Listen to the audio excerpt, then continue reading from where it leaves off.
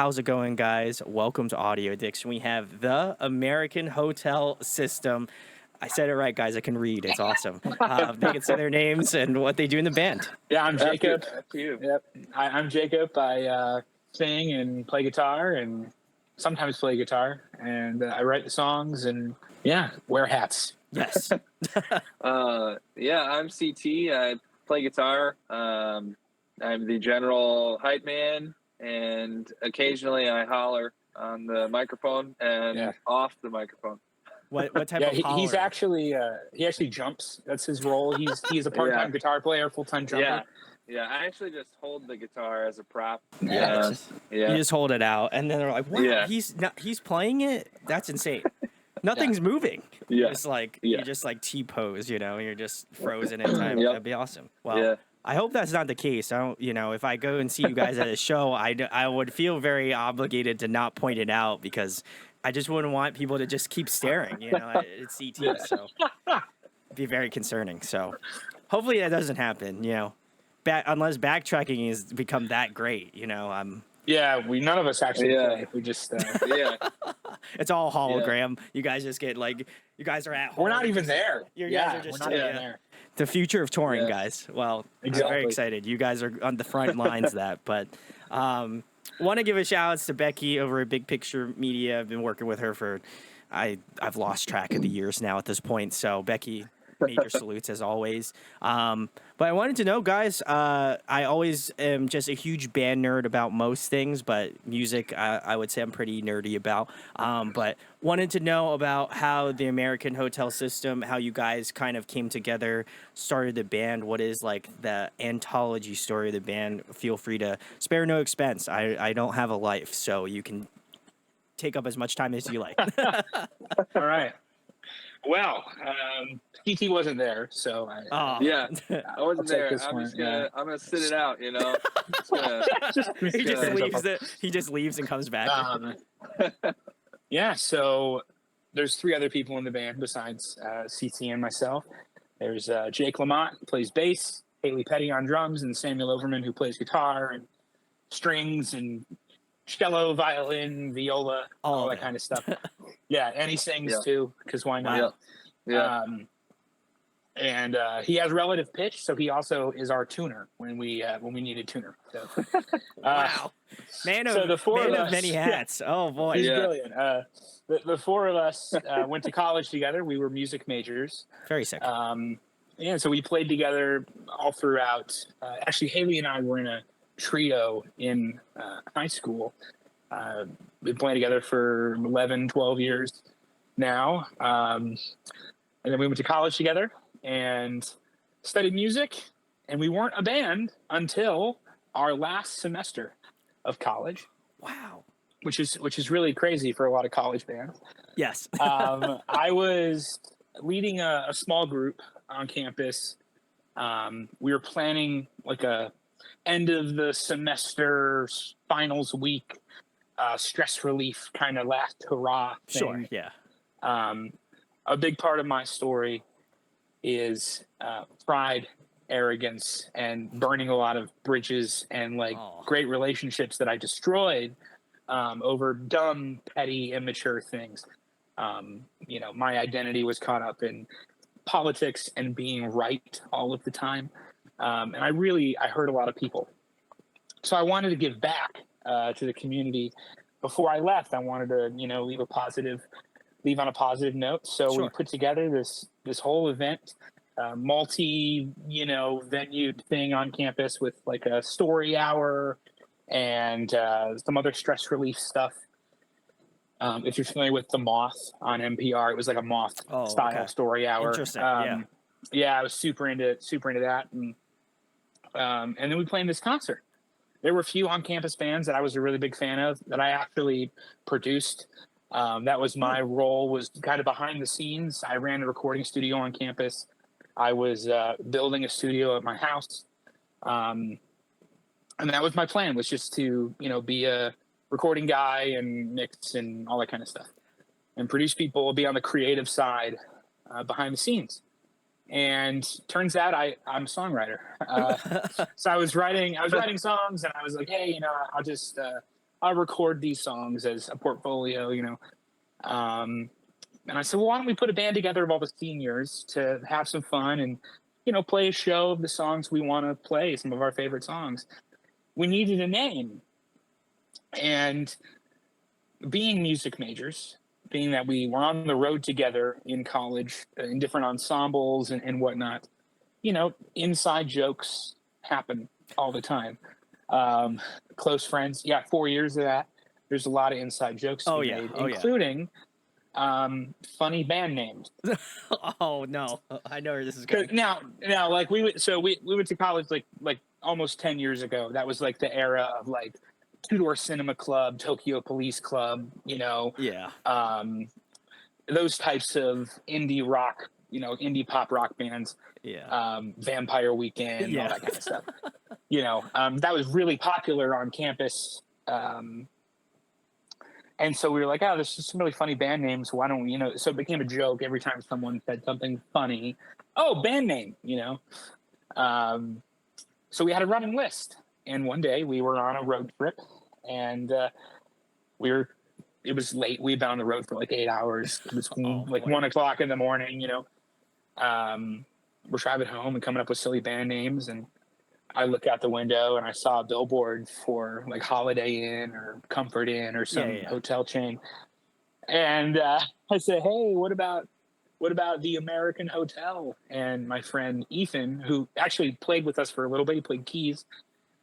He went, no, man, you got to call it the American Hotel System. That's even funnier. And so I wrote that down on the list. and so this was like a year later, we needed a band name. For this one-off, one-time, never gonna play together again night. How things could have changed on that, right? That's right. That's right. So we picked the American Hotel System because come on, like we're never gonna play again ever. And so we played that show. We played 2 original songs that I'd written and we developed. And after the show was over, our friend Zach, who is still on our team, man, he does front of house for us and mixing and all that kind of stuff. Great guy, Zach Brumley. Shout out to Zach. He was running sound that night on campus, and he came up and said, hey, that was really good. We have an event in April. This was December. My last day of college ever. Samuel and I's last day of college ever was when we played this show. Today we have an event in April. Would you want to come and play it? And we said, well, yeah, well, why not? That'd be fun. Just one more time. One last, because we're not going to play it together. This isn't a thing, right? That would be crazy, we're not right? Be a band. So 3 full-length albums and 7 EPs later, hundreds of shows. Oh my gosh! Here we are. We have 7 EPs. Is it 7? Good Lord! Might be 6. Might be. I think it's 7. I'm pretty sure it's 7. That's a lot, man. Something like that. Wow. Yeah. So that's how we came to be, and Samuel, that spring. So we graduated, and he got hired to go on the road with like a traveling group. He was music director for this traveling conference. Sure. We recorded an EP, which once again, I just intended this. I was like, okay, this is going to be a thing. We played the show, went well, had more original songs. I said, all right, how about this is just like a studio project? And this is a thing I do as a producer, someone trying to do production, trying to do marketing. My friend and I had started a media production company the year before. So we had gotten our LLC and we were, moving forward. Studio space, we were doing marketing, social media, all that stuff, which is really where I have so much passion for that stuff. Sure. I said, okay, American Hotel System studio project, and I'll be able to practice on my own things and then, have other bands come in. Sure, yeah. This is a portfolio builder. So we released our first single, called Talk Inc. And within like a week, it got picked up by several radio stations in Michigan, and then it got picked up on some online college radio, and all of a sudden it had more listeners and streams coming in than anything else I was working on with other established, local band. I say established, they're local bands, Sure. And it just kind of like poof out of nowhere, just poofed in, and I went, oh well, maybe this should be something more, So we started booking shows, and was working on a follow-up EP. It was a 2-part thing. It was called A Search for Sunken Truth, Volume 1, and then Volume 2. And Samuel was on the road. So he recorded remotely, and he sent me tracks because we didn't need to play live, right? That wasn't the plan.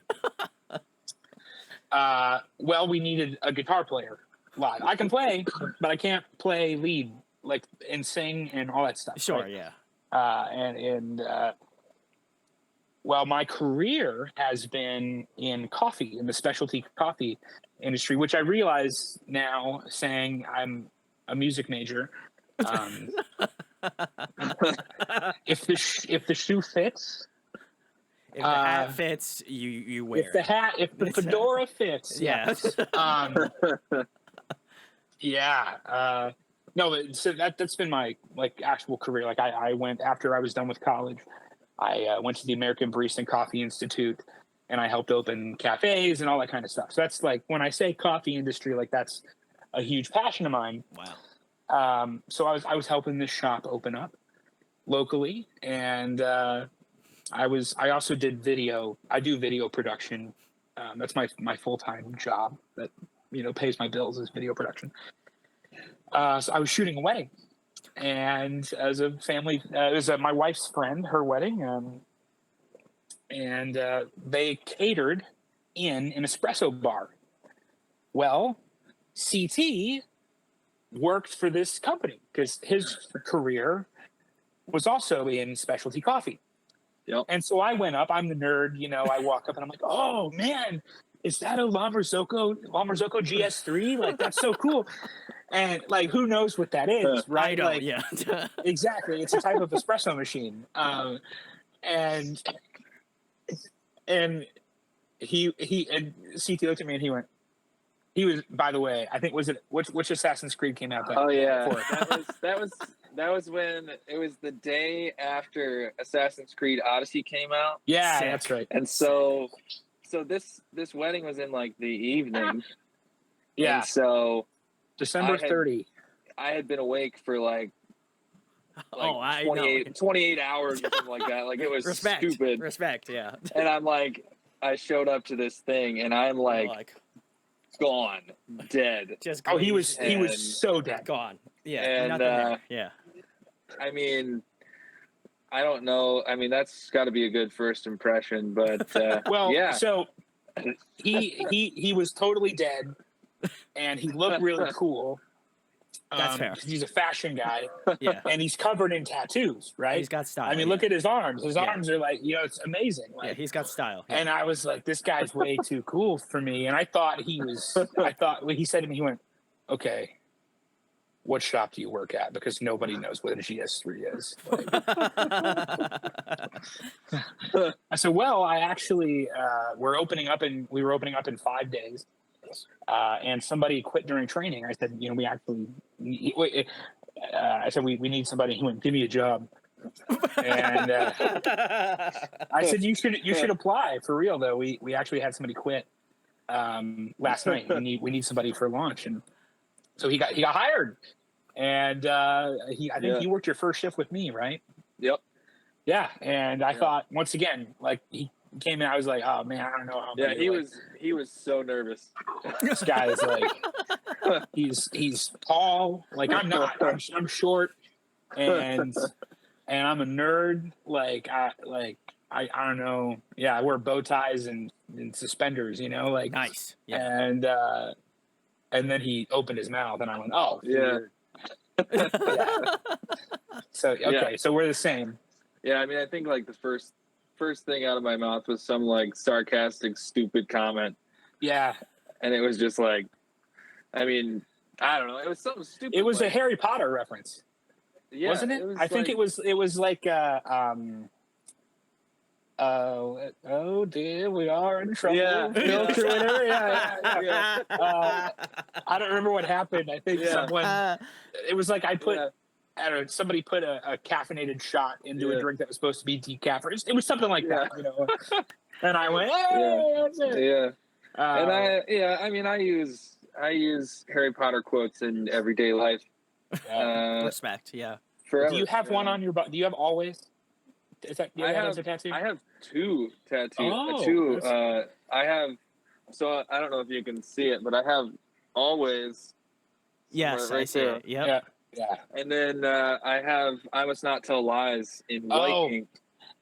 Yeah, it looks like the scar. Yeah. So it looks like a scar. Under. Yeah. What? That's rad. Yeah.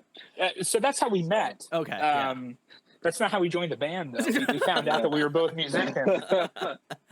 Yeah, he's just been stuck like ever since. I don't know why. I mean, there's a reason I don't play guitar because I don't know how. He was like, "Hey, I can jump." I was like, "I can jump and make coffee. What do you want?" They're like, "You're hired."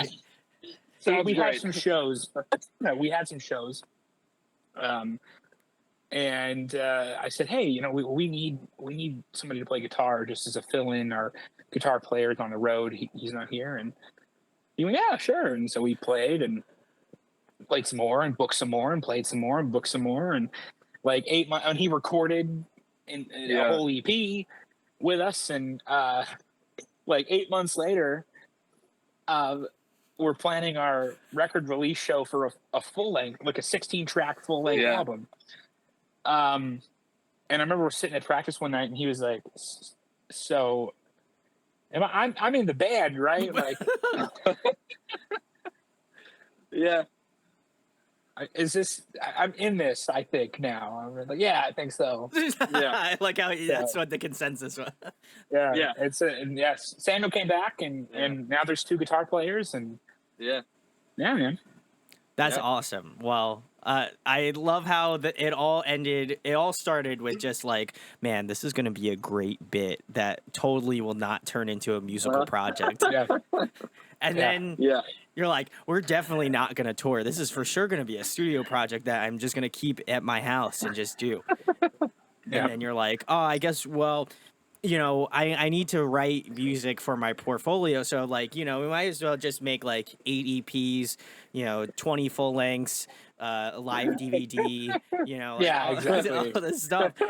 We'll sell out some shows. And I just think as you were telling me this story, Jacob, I was just thinking in my head, I was just like, if he just keeps like running over himself in this way, I'm just going to be like, this is awesome. Like, this is, you couldn't have planned it out the way you did. Yeah. But I just think it's so funny how, again, it speaks to kind of my nerdism about bands and how they meet. But like, you can't help but think just like, if you watch this interview, you're like, wow, I would have never placed any of those things together. But now that it's just like the way that things align in bands and music is just like incredibly incomprehensible in some ways, where you're just like, there's no way this is going to happen, right? There's no way CT is going to just be at this wedding that like Jacob's at, and he would also know just like the nerdism about coffee to then have him be like, why don't you just join my coffee company thing that I'm doing? And then ultimately be like, yeah, so you're going to join my band and then be a part of our project. And like, that's it. Like, oh man, it's just so mind blowing. So I love that. It's been crazy. And when I step back, and whenever we recall that story, I go, wow, what? You know? It's just crazy. Yeah. The music world works in mysterious ways, but I'll let you go, CT. Yeah, it's an interesting thing. Like, I mean, even just like thinking about my friendship with Jacob, is just really interesting because, like, we feel like we've been friends forever, Yeah. Like it feels like that's the thing. And Sure. then, but we also have a very like solid date of when we became friends that we remember. And so it's just every year around that time, we're just like, man, it's only been this many years. And that's just weird that it's only been that long. Like, so it's cool. For me, it's just like, music is the great connector. I agree. And I mean, for me, that's what I love about the live show is, I love that feeling where a bunch of people who all have unique lives and experiences, and they're all coming from different places and different perspectives and different walks of life. They all gather in one room. Some of them are on a stage, and you put them all together and they become like this entity where they're all one, and it like connects everybody. I mean, that's why I do it, is that like that feeling of being on stage and being like one unit with a bunch of other people who, most of whom you probably don't even know. Sure. And it's just like, the fact is like, you can have this amazing experience with a bunch of strangers and feel like you get something. Like, I know some of the best shows that I've been to, I love the feeling of walking away and being like, I felt like he was talking and singing right to me. Yeah. And you don't even know this person, but you feel like we have a relationship. I know this person because they You're get my me, friend, you know, like yeah, I got you. Yeah. So that's music, man. I love it. Have you heard of the term collective effervescence? No, I have not, but now Yeah, I you feel should like look that it makes up. sense. Yeah. Look it up. It's collective effervescence. I only heard about that recently, but you know, the idea that when people get together at a concert, for example, that's a really good example. Yeah. I mean, it's you know, that to the best of the research that I'm aware of from this thing. I don't want to say anything that's absolute, right? But, no, I got you. Yeah. What my understanding We're not holding was, you a high standard, Jacob. You know, we got you. yeah, I play guitar and I write songs. That's I'm not a psychologist. That's my understanding was, you know, that the psychology of groups in a musical setting, you know, people start to experience the same emotions, the same feelings, in a way that, you know, whilst everybody's experience is unique, in a way that psychologically is one, you know. Sure. I don't want to sound too, as some might say, well, we're teeter-tottering into anyway,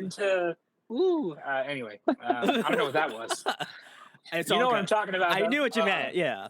Teeter-tottering into woo. Yeah, I feel like for me, it's shirt. like I kind of assimilate that sort of thought process to interviewing people, right? Like you have to build that like on stream like chemistry with someone that you've never met. Like I want to preface that any and most of my interviews are people that I've met literally in a video call that I've never spoken to other than maybe like through email. And you have to be able to like connect with that person and have that like camaraderie, because you know, I think that's what makes a good interview, is if the interviewer is like really connecting with the people that they have on, right? Like there's certain things that they enjoy. Obviously they love music, and also I love music as being not only an interviewer but a general fan of music that you can connect with. And there's other things that I'm sure we'll delve into as the interview goes on that I enjoy, that I also feel like you guys might enjoy, maybe reading into it a little bit. But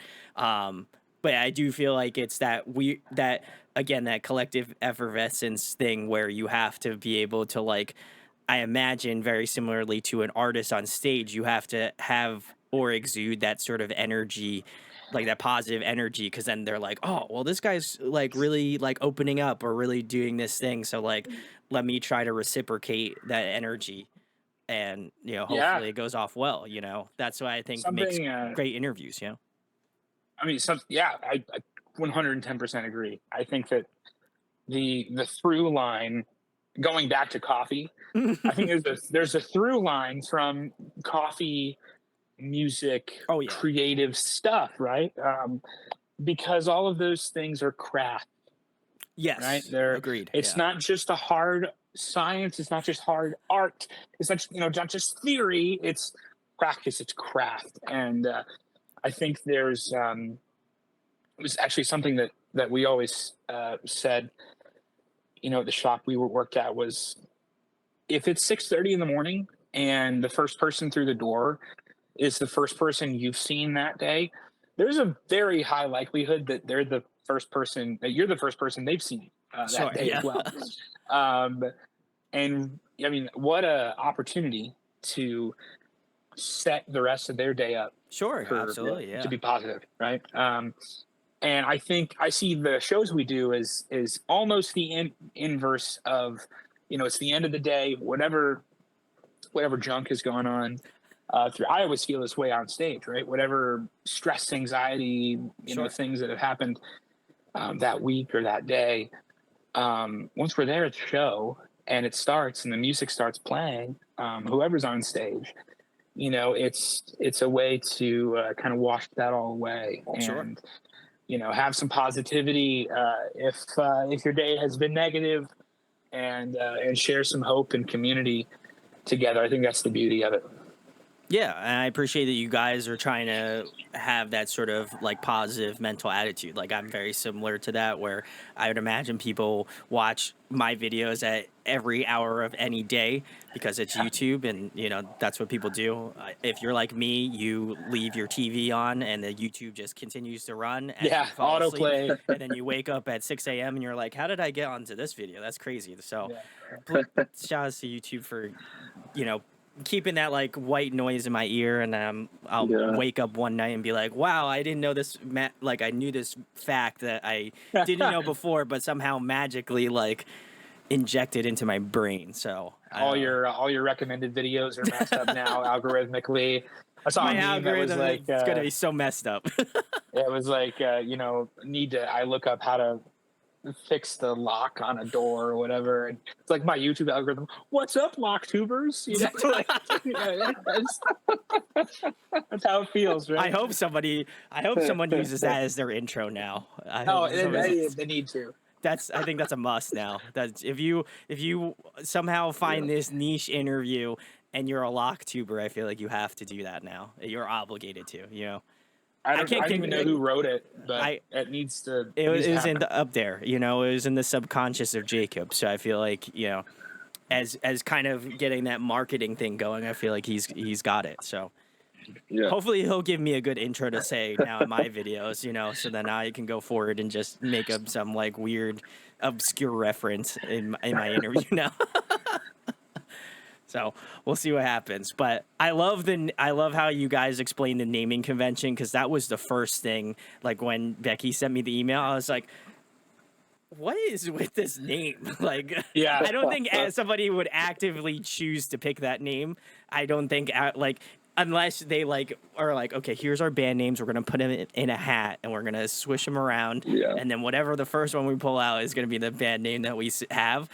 So to have actual meaning behind it, and then also just to, again, just retell the story about it, I just thought that was amazing. So I was like, what is this? Yeah. Is this like, I almost instinctually texted Becky to be like, is this a joke or like a meme or something? Like, just I need to know. So we played in 2021. We were finalists in a competition called Music Prize down in Shreveport, Louisiana. It's part of Prize Fest. Shout out to our Prize family down there, Greg and Heidi and everybody. Love them. So fantastic. Life truly part of our journey as a band has been Prize Fest and all the people there. So we played our set night one. That's a whole story getting there and everything, but we were delayed. We were tired, exhausted. Our flight got canceled. And, 4 of us had to. Christian was already there. The CT was already there. Him and his wife were at the Airbnb, sleeping, having a good time, and resting after flying, having a good time. Yeah, we were. we were stuck in Dallas, and we took a Greyhound bus at 3:00 in the morning. Anyway, so we made it with like 45 minutes to spare before sound check in the morning. Sound check, immediately had to go to this conference that lasted all day, and we had to be at the conference. I say had to like it was a bad thing. We wanted to be there, but it was also a requirement for this, right? Yeah, so we went and, we're trying to soak in all this knowledge, and our brains are just like, I have not slept in 32 hours, And we play that night. So we had like 2 hours between the conference and then call time for the venue to go to the actual, prize fest and perform. I didn't sleep at all. I think everybody else slept for like maybe half an hour. So we went where, you get to that point where you're like sleep drunk, you're just buzzed on adrenaline because so we play, and it's one of the best sets of our lives. It was, I don't know what happened. Nothing else is keeping you going, but, so we finished and like, yes, we don't have to stress out anymore. There's a $10,000 grand prize riding on this performance, by the way. So it's all these bands from all over the U.S. submit, and then the 10 finalists get to go and perform. I think that year there were like over 1,000.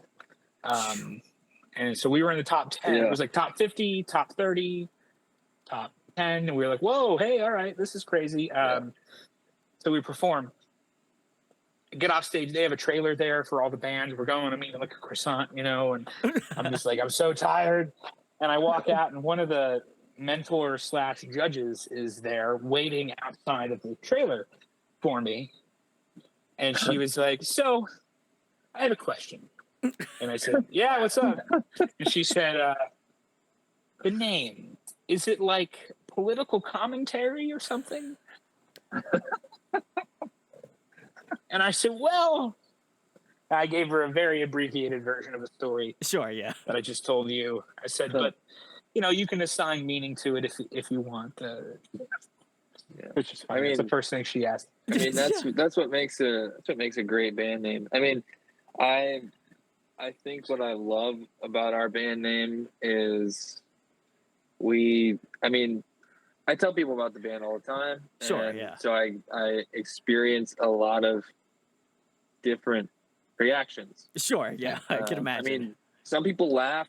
Some people are like, a lot of people are like, say that again? Yeah. What is that? What did you say? And then you get people, like you get some folks who are like the American hotel system. Okay. All right. And you get like all different kinds of reactions, and sure, I've even had like, there's been a couple people who are friends of mine who will straight up be like, you guys are great. Like, you sound great. I love your music, but your band name is stupid. Yeah. And I'm just like,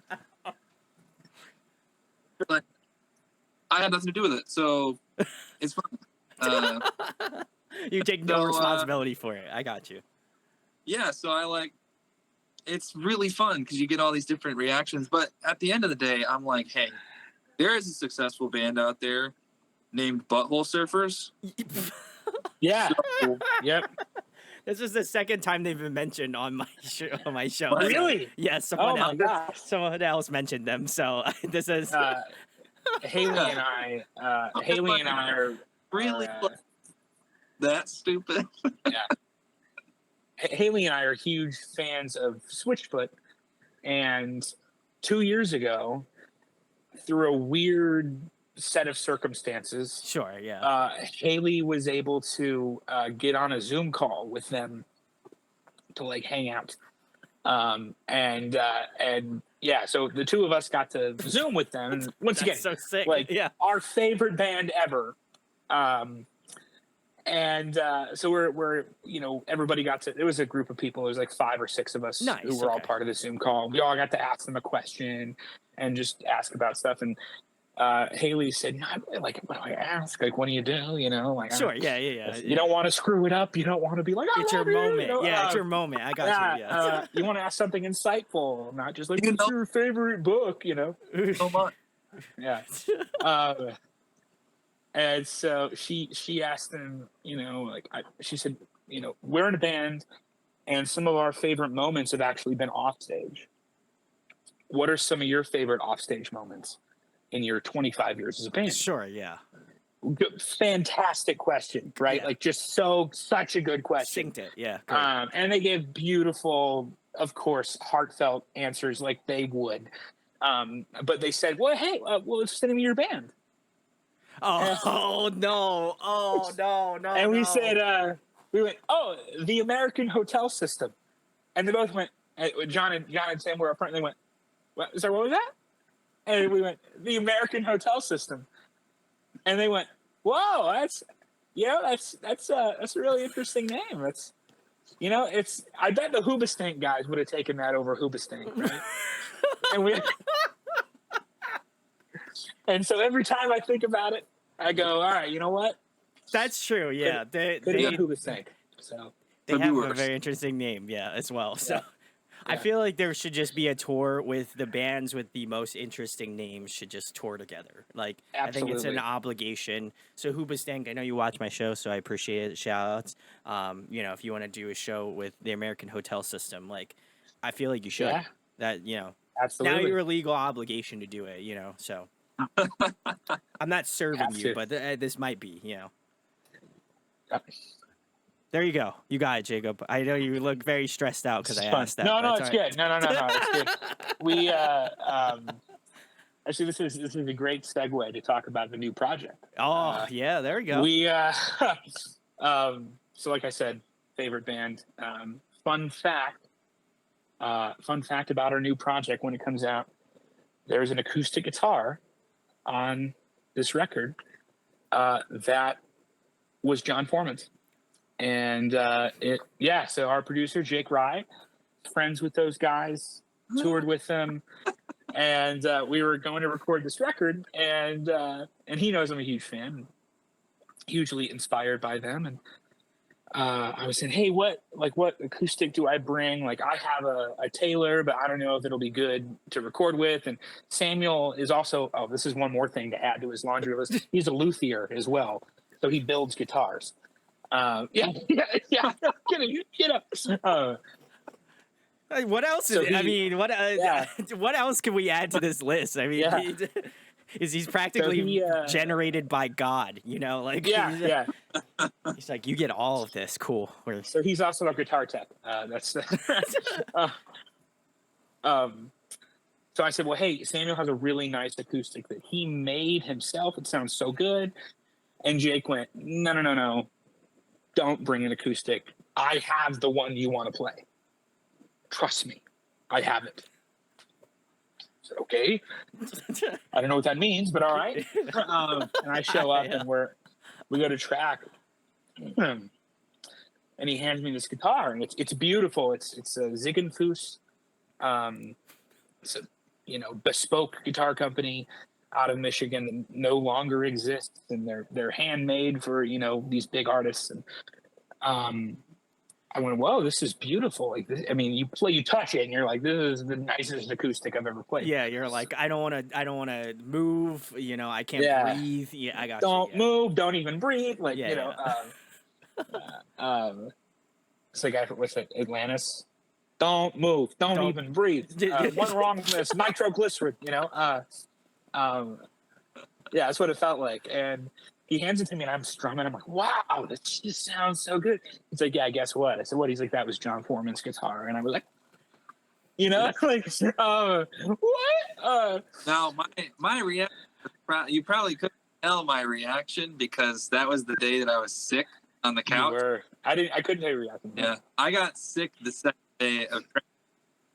So I recorded my guitar parts in the morning and then just laid under a blanket on the couch, and was just like the whole time. Yeah. So when he did that, and it was super special, and like in my head, I was like, man, this is like one of the coolest moments for Jacob ever. Yeah. But what came out of me was, Yeah. oh, That says a lot. It says a lot, CT. Yeah. So we recorded, and it's on 2 tracks, and it's beautiful. And it was, I guess he made his guitars in pairs. This Ziegenfuss did, and John ordered one, and he makes one to practice, and then he makes one to give to the person in case he screws up or whatever. And that was the extra one, and so they were in town, and I guess Jake got a call. It was like, hey, I got something for you. And he went in, and he got handed this guitar, and super special. I listen to the record, and I go, oh, yeah. what a freak. Like, I still freak out inside, 15-year-old Jacob freaks out even more. But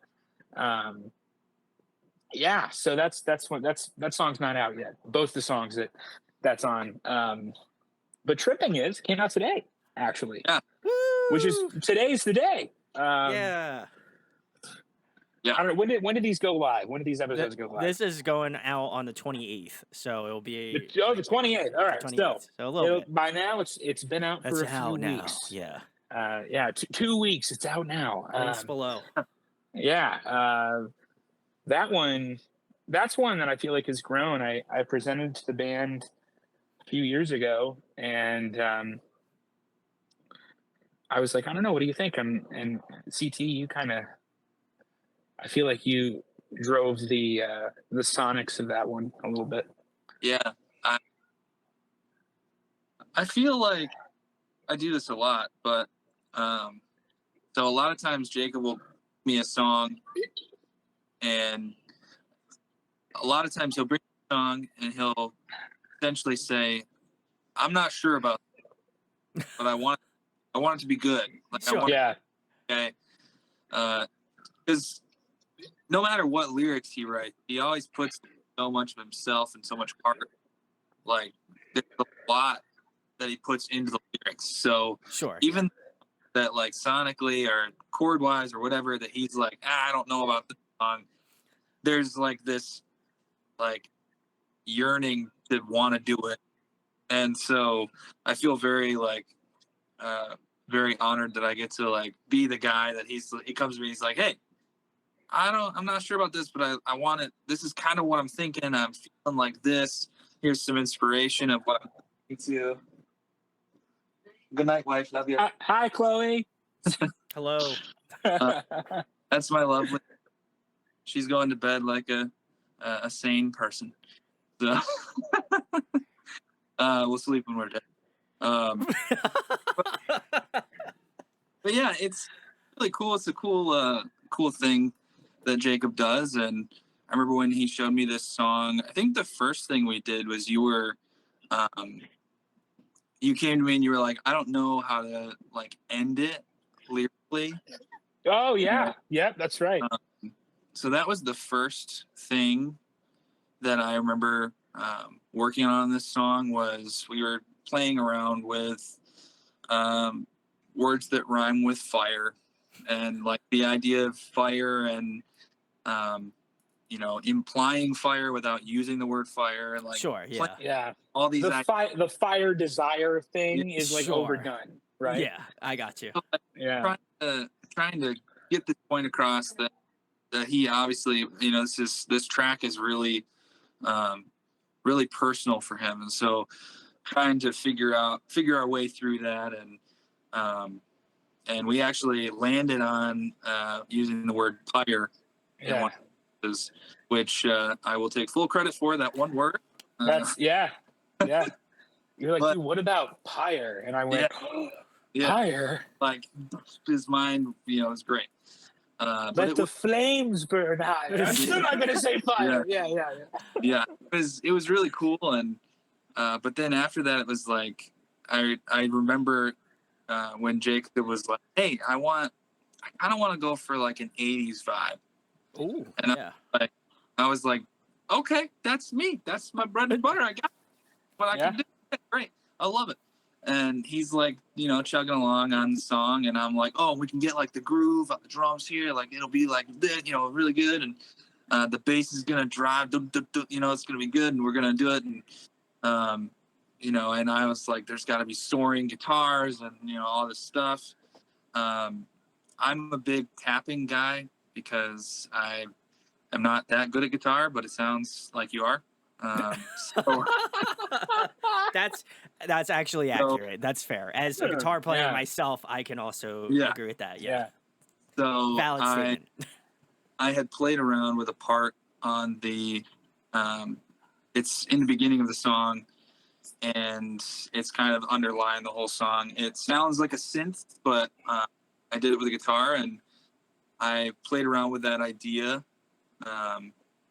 of doing this like tapping kind of arpeggio synth lick.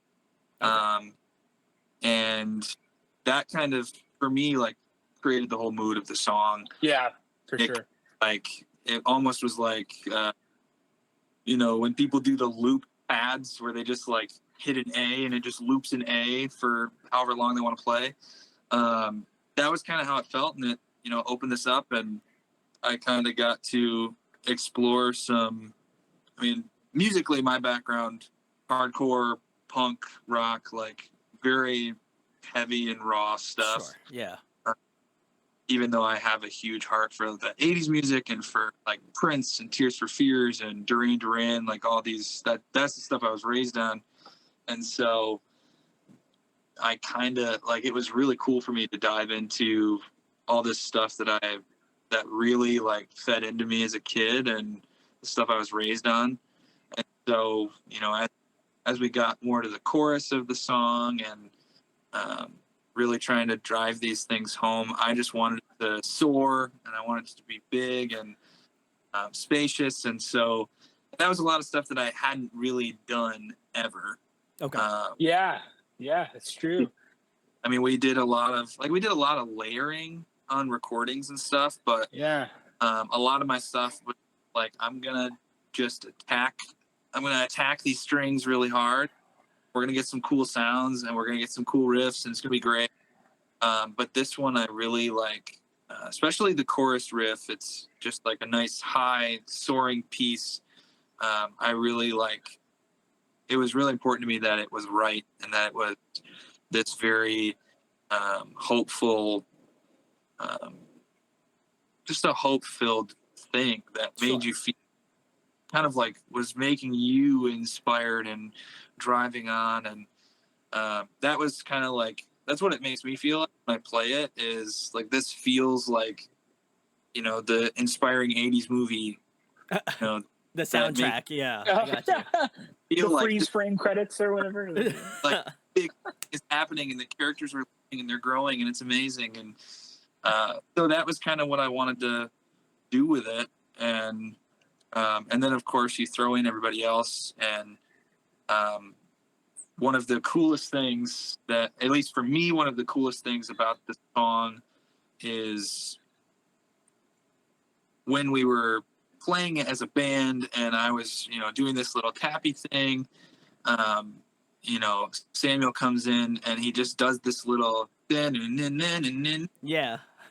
It was like, this is amazing. This is perfect. It's so good. I love this. This is awesome. And then he, like, you know, wrote the whole cool, you know, he really caught onto the vibe of the verse and took that to a new place. And in the chorus, you can hear that there's like a call and response between the guitar line that I wrote and he wrote the other thing. Go forth with each other. And it flows really well, and it feels like the, you know, kind of a mountaintop inspirational moment, at least for me. And so, yeah, I mean, it really, I mean, even still, like, I don't know how it got better, but we did the demo. I remember doing the demo before going to the studio. Yeah. And we were like, this song is amazing. It's so good. Yeah. Great. This is so cool.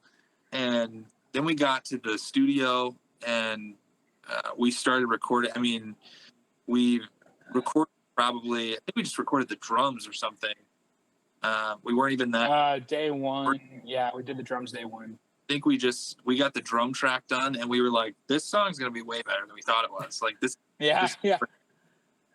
So it's, I mean, that's one of my favorite things with recording, like seeing how songs grow and just like the whole process of writing it and then, taking it to the next level. One of my favorite things about Jacob is he documents everything.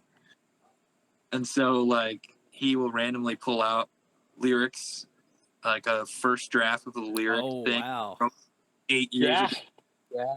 He'll like send us a voice memo, and he's like, yeah, this is the first time I played the riff to this song ever from 2011. Like, just like random. So it's cool because this song has really come from, it's come from nothing. It's come from this unfinished idea with a whole lot of heart. Yeah. And we just had to find that heart in our instruments. Yeah. I think the thing that, it was the progression of the demo was like, wow, this is the best sounding thing we've done, right? And then we were totally wrong about that, because then we went to the studio and did it and went, oh wow, okay. And the work tape we had, like the mix bus, just straight off the mix bus, unmixed, unmastered, we went, oh my goodness. And then Samuel recorded a 16-piece orchestra. Yeah. We're talking cello.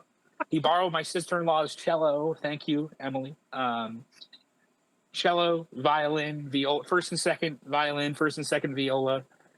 And recorded this just massive string part.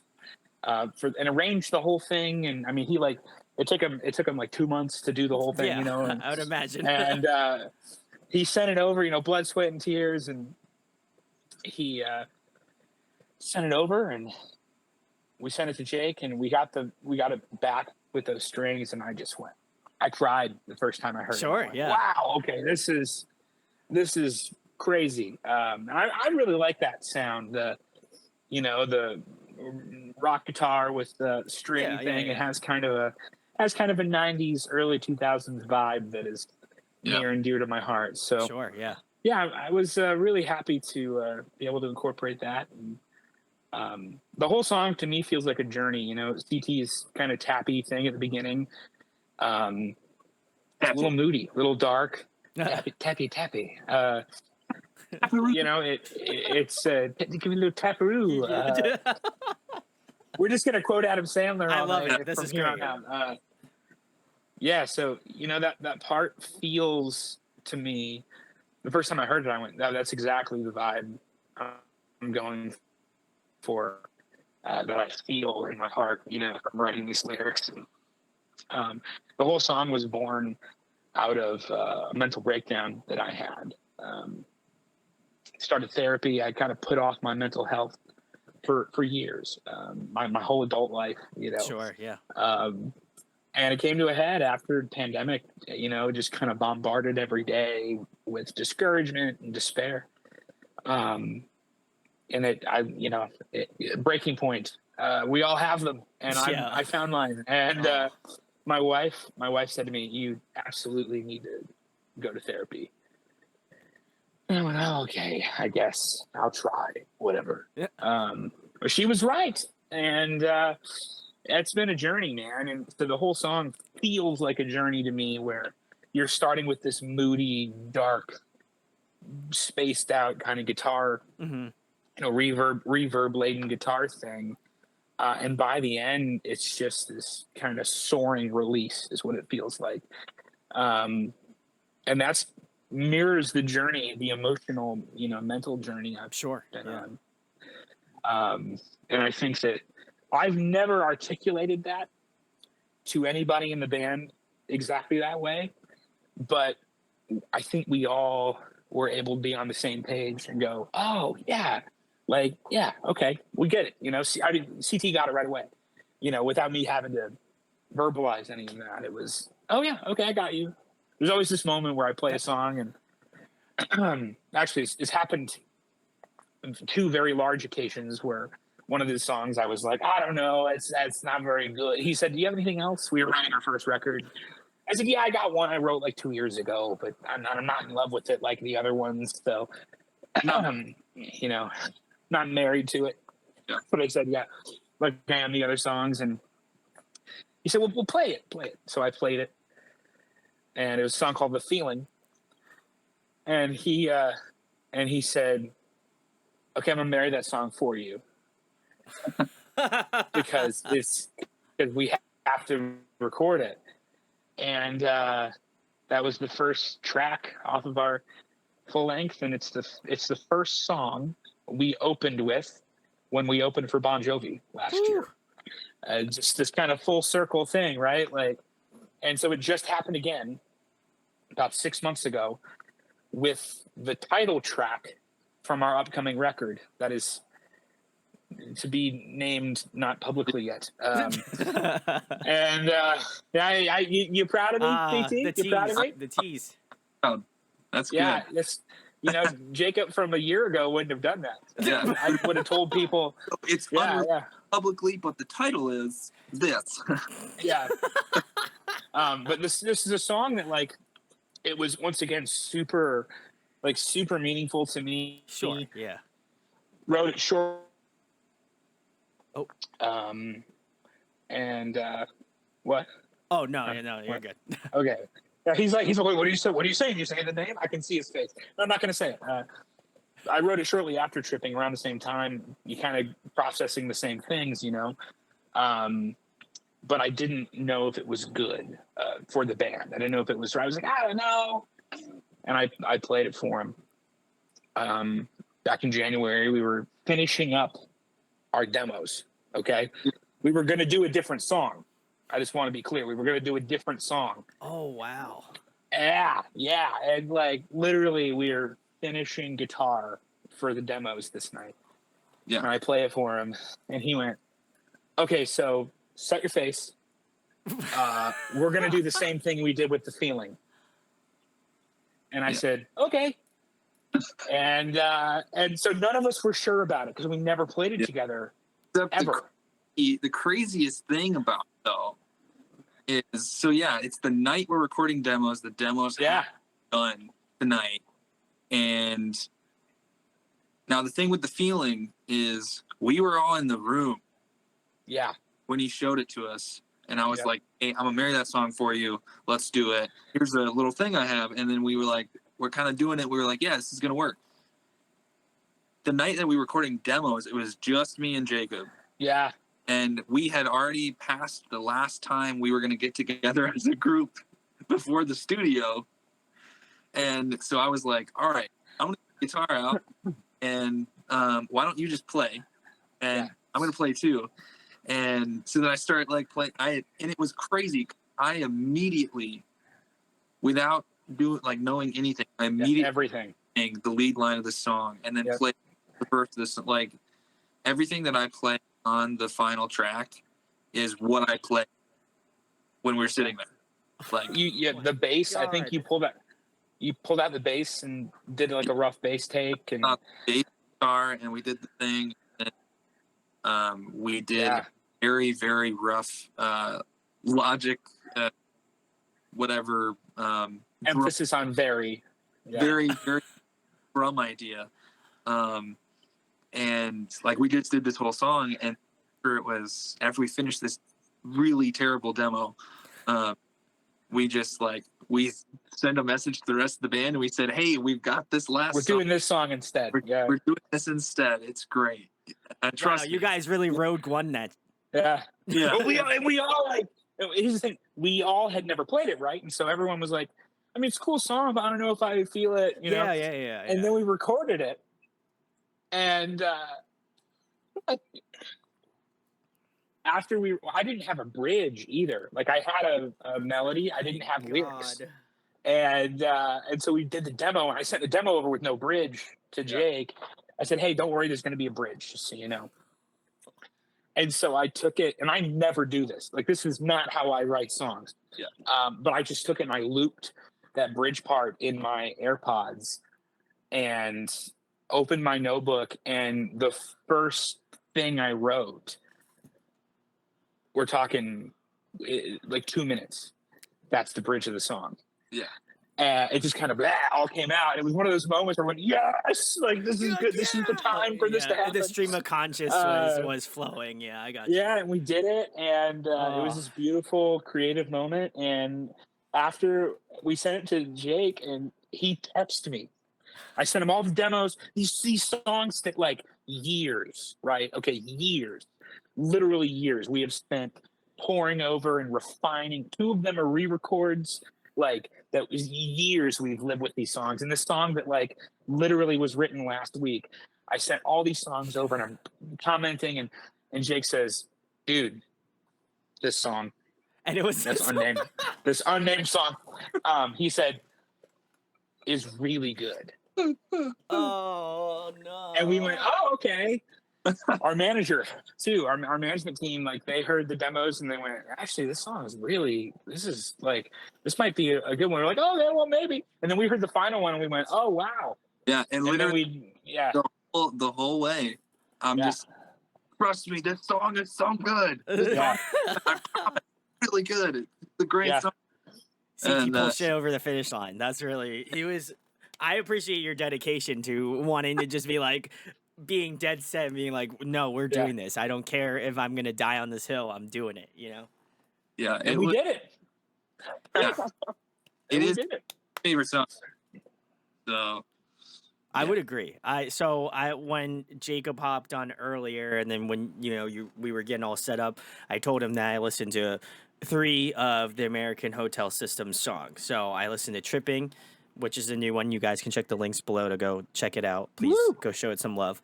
And then I also checked out Seattle, which was the next most current single. And I was like, oh, this is completely different than Tripping. Yeah. It's definitely a different vibe. And then I went a little even further back than that, and I checked out Chains. And I was like, okay, this is like even more different. So I had a little bit of confusion because I was like, Tripping is more my speed. For people who know me and know the channel, I am very much in the like heavy music sphere of music. I love that stuff. I'm always gonna love it. But I love branching out. I love listening to indie music. I listen to like a lot of electronic in my free time, all this sort of stuff. So I try to break out of my mold. I'm really into folk music as well. And so I was really vibing out with Tripping just because it obviously is a little bit more akin to what I like. It's more a little bit more on that rock side of things.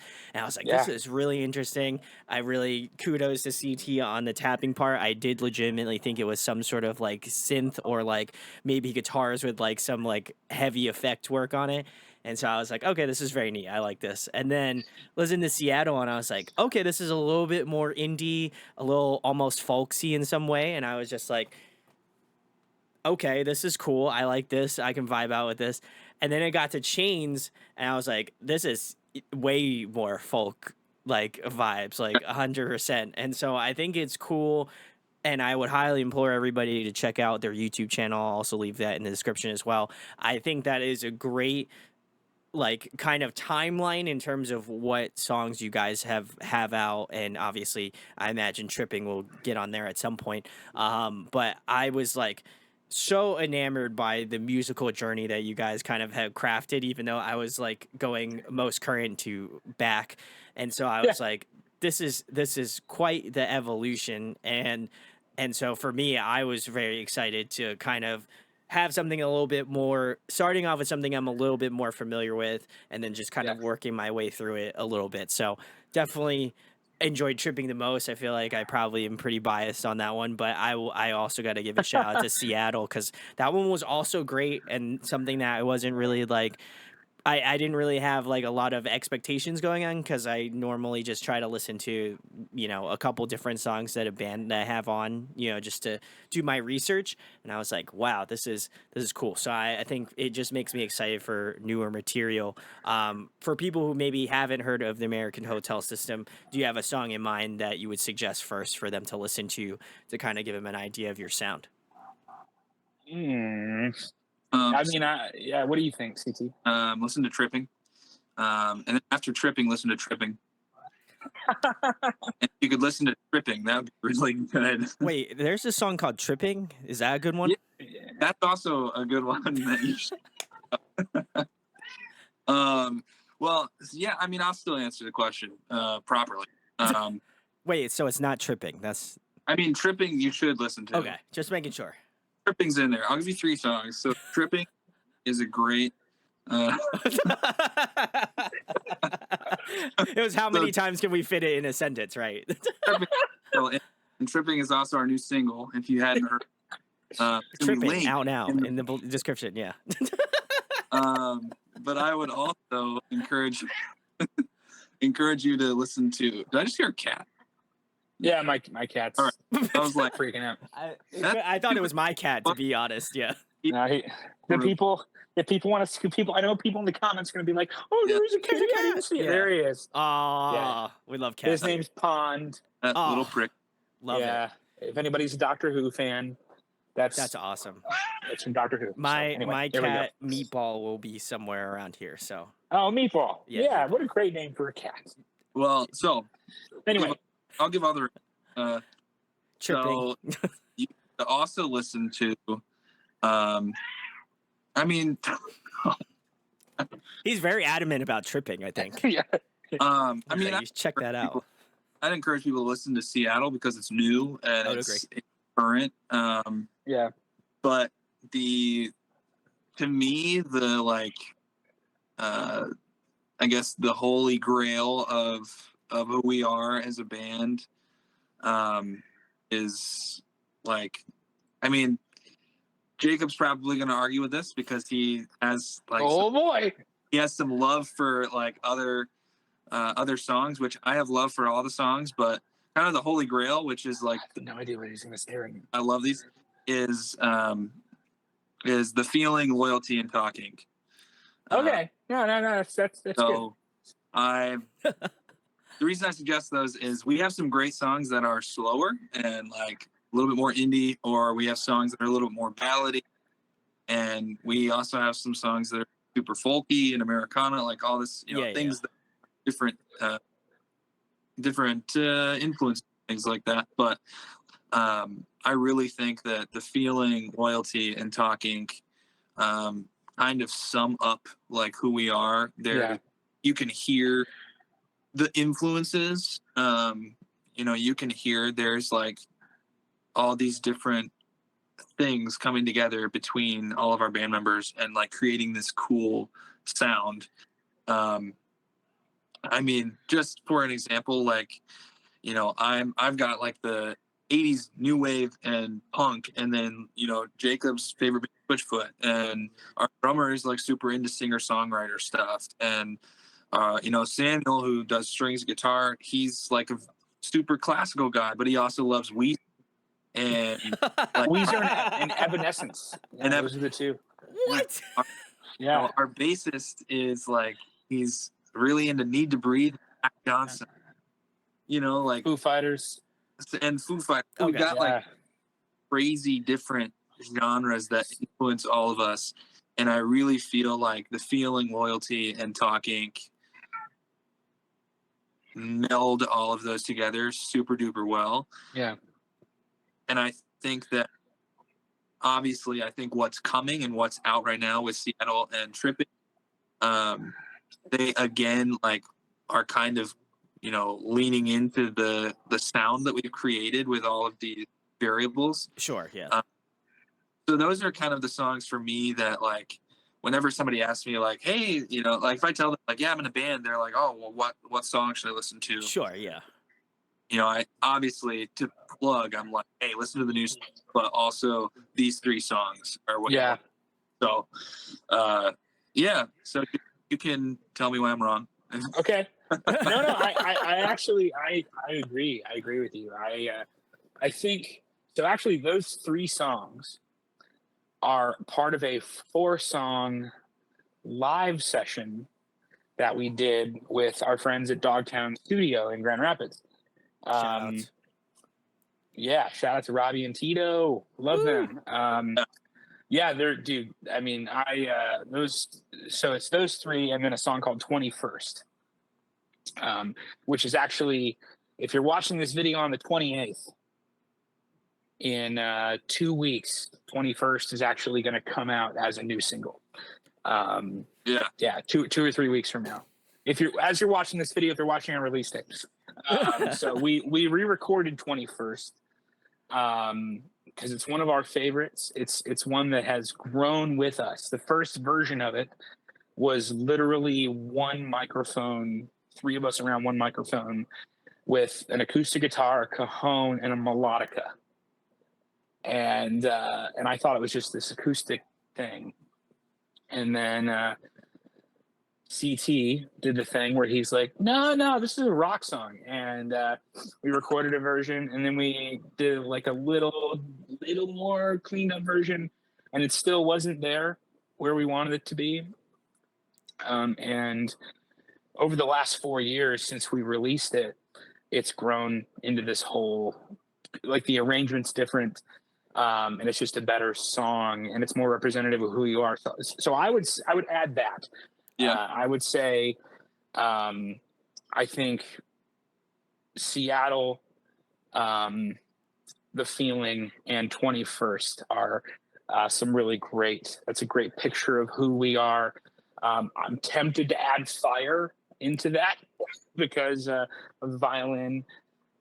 Also on my short list, I almost said Nothing Is New, which is from a acoustic folky kind of EP we did during the pandemic. Ooh. We wrote these songs remotely over Zoom and recorded our parts remotely because we couldn't see each other. Yeah. And all the songs were written during the pandemic. Like, they were written, I'd write them and send them over, like, so it's very timely for that. It's a good slice of where we were, sure, and where I was emotionally during that time. But Nothing Is New there's like guitar. It's a full band song. It's a ballad. That's also, I think, on the softer side of who we are. I like that one lyrically a lot. Sure. But I would say 21st. I'm gonna add 21st to the list of the 3 that Samuel. Jeez. that CT listed because I was thinking of Samuel's guitar part. Yeah, song. He has a face melting guitar solo in the new version, and that's always a highlight of our live show for me. Is that song. Once again, starts out much like Tripping. It starts out very mellow with like reverb laden guitars, and by the end we're like, it's a headbanger. Like, we are like going hard. I normally throw my hat because I like can't move without it falling off, like in the middle of that song. So it's that's a good picture of who we are too. Oh my God, I think that's intense. Yeah. I actually have to buy a new one. I'm just kidding. Buy a new one after every show. I think those are great places to start. That live session at Dogtown is a good picture. I think it's still representative of who we are as well. Yeah. It's 3 years old. It's about to be 3 years old. We've grown a lot in those 3 years, but those 4 songs are still. We still sing them every night. Those are ones that we still sing those ones every night. I still feel them. Some of them, I mean, really, The Feeling. Sure, yeah. For example, I wrote that, and I say this in our live show. I wrote that song 5 years ago, 6 years ago. It was 6 years ago. I was in Belize. I was shooting a video in Belize. I got hired to go down there, and I was with a college group. I just graduated, but I went down with a group from the college. They all went ziplining, and they were, being college students, right? And I didn't zipline for a few reasons. Number one, I'm overweight, and I didn't feel like dying. That's that fair. day. Yeah. So I said, you know what? You guys go and zipline for me. I'm gonna go and get some nachos. So I got some nachos, got a drink, and it's called the Rainforest. It had like 4 different types of rum in it, and it was anyway. Wow. And I went and I sat out in this clearing where we were underneath a coconut tree, middle of the rainforest, literally middle of the rainforest. And I looked up at the clouds, and they were beautiful, and it was sunny, and the clouds were all wispy and nice and low hanging. And I thought, wow, this is awesome. I wish I could just not go home. Sure. Yeah. I was so anxious about having to go home. I felt like I couldn't enjoy the moment. So I wrote this song, I wish I could have the feeling again, and the whole thing just came out. It was this very fleeting moment. Now, so last April, I'm sitting in my office one night on a Thursday, and I get a email from John Bon Jovi's touring company, which is, I have a screenshot of that notification because it's the craziest notification I've ever received in my life. Asking us to open for them. Oh my God. 5 days from them in Indianapolis at Gainbridge Fieldhouse. What? and so, CT's always said, man, I feel like our sound kind of has a arena rock, stadium rock thing going on. Yeah. And I'm like, well, I'd be happy with like 500 cap venues, and sure enough, we got to play this amazing, space that so few people, get to do in the scheme of every musician and bands and all the teenagers who start a band, like these are things that I could only have dreamt of. Sure, right? This experience. Loading in, arriving to the venue with our minivan and an SUV, and security being like, "Who are you? Are you at the right place?" Yeah. Yeah, and we're like, "We're the opening band," and they had to radio in and They're clear like, us. They're the guys. Yeah. And once we did that, we were like, "Well, okay, we're in. This is real," We made it. They didn't turn you away. Yeah. so we played that song. We opened with that song, "The Feeling," and it was great. All of our family was there, friends, family came to see us. It was funny. A dear friend of ours, him and his wife, left after our set because they had to drive home. Sure. They had to drive home the next day, and they came down just to see us. And security was like, "Can I help you?" And then, we're just leaving. And they went, "Show hasn't started yet. Why are you leaving?" And I said, "No, we were just here for the opening band." And security went, "There's an opening band?" But it was amazing. It was just the most amazing experience. And we're forever grateful for John Bon Jovi and the whole crew there for treating us so well. And it was actually one of the videos from our Dogtown session that he saw. It was Loyalty. It was the song Loyalty. And that's the video he saw that got us in. So once again, Robbie and Tito, forever indebted to them. Yeah. 9 days, and like I said, all of our family was there. My grandparents, who were like 85, they were there rocking out. Respect. And my wife was 9 months pregnant. She was there, and waddling along. And 9 days after this show, Haley and I stopped by one night. We were in my grandparents' neighborhood, and I called them, and they said, "We're going to stop by." I said, no, it's fine, and then I hung up, and immediately after I was like, it's just that, that feeling, gut feeling, you need to go. And so I cut through 2 lanes of traffic. Could not miss their road. Literally, I was almost to their road. And I said, "All right, we're going to see my grandparents." And Haley went, "Okay, what?" Yeah. And so we went and we visited them for 3.5, 4 hours. Great time. I hadn't seen them since the show, so we got to recap that, and I got to show them all the pictures from backstage, and because we didn't see our family that day, right? Like they saw us, we didn't see them, and so got to recap that.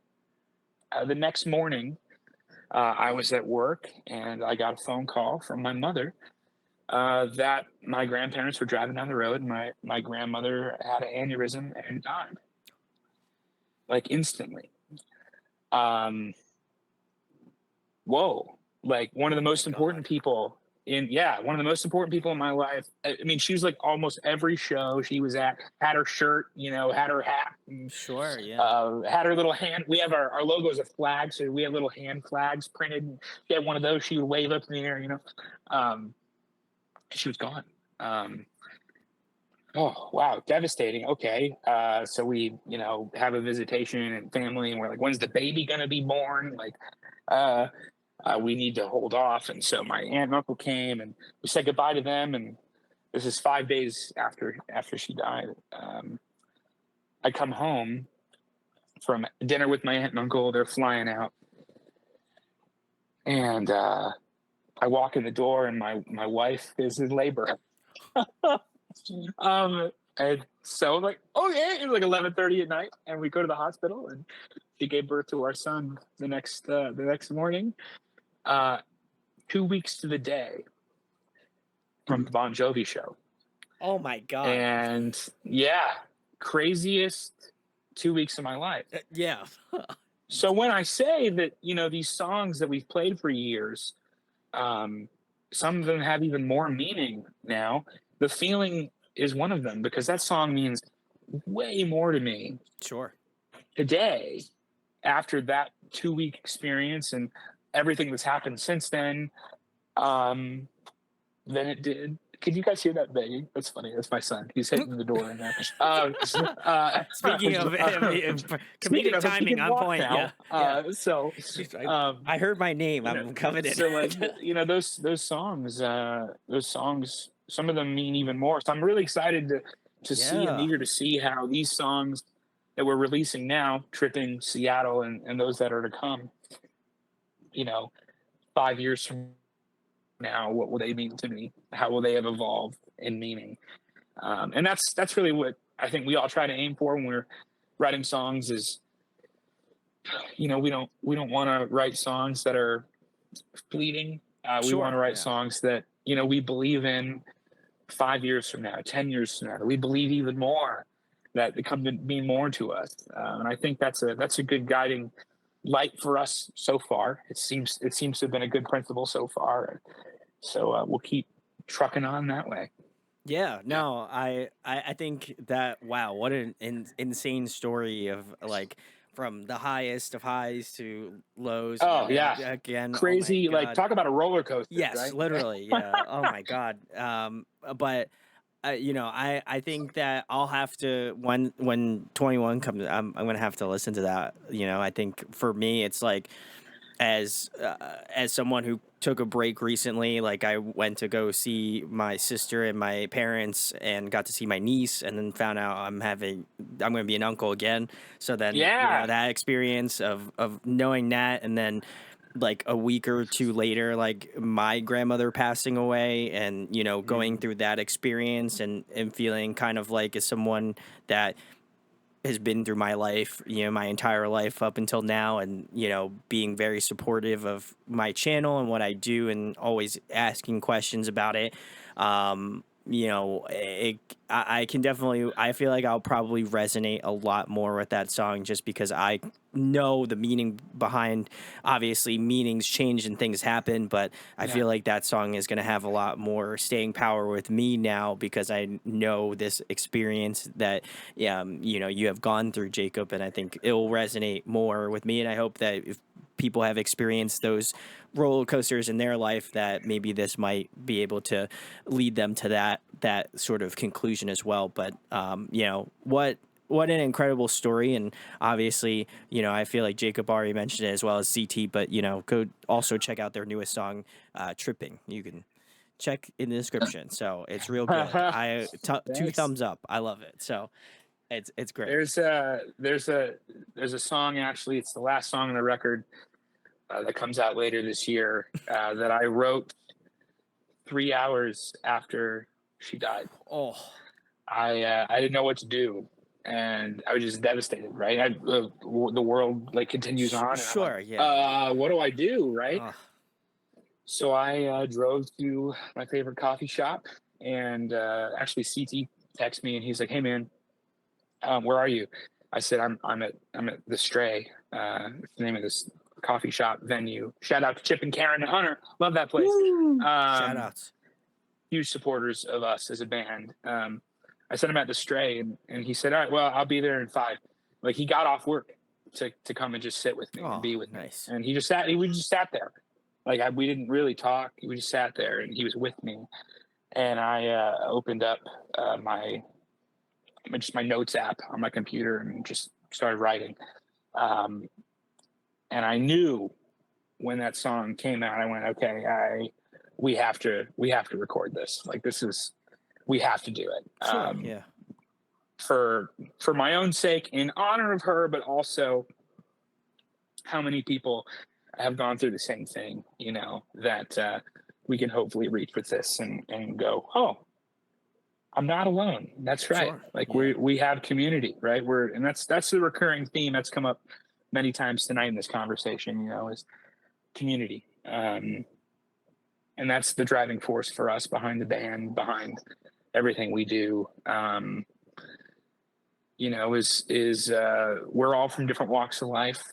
We're all from extremely different musical backgrounds, obviously, different states, whatever it might be. But the common denominator is music, and that brings us all together for this thing that I think is really greater than us, than any one of us.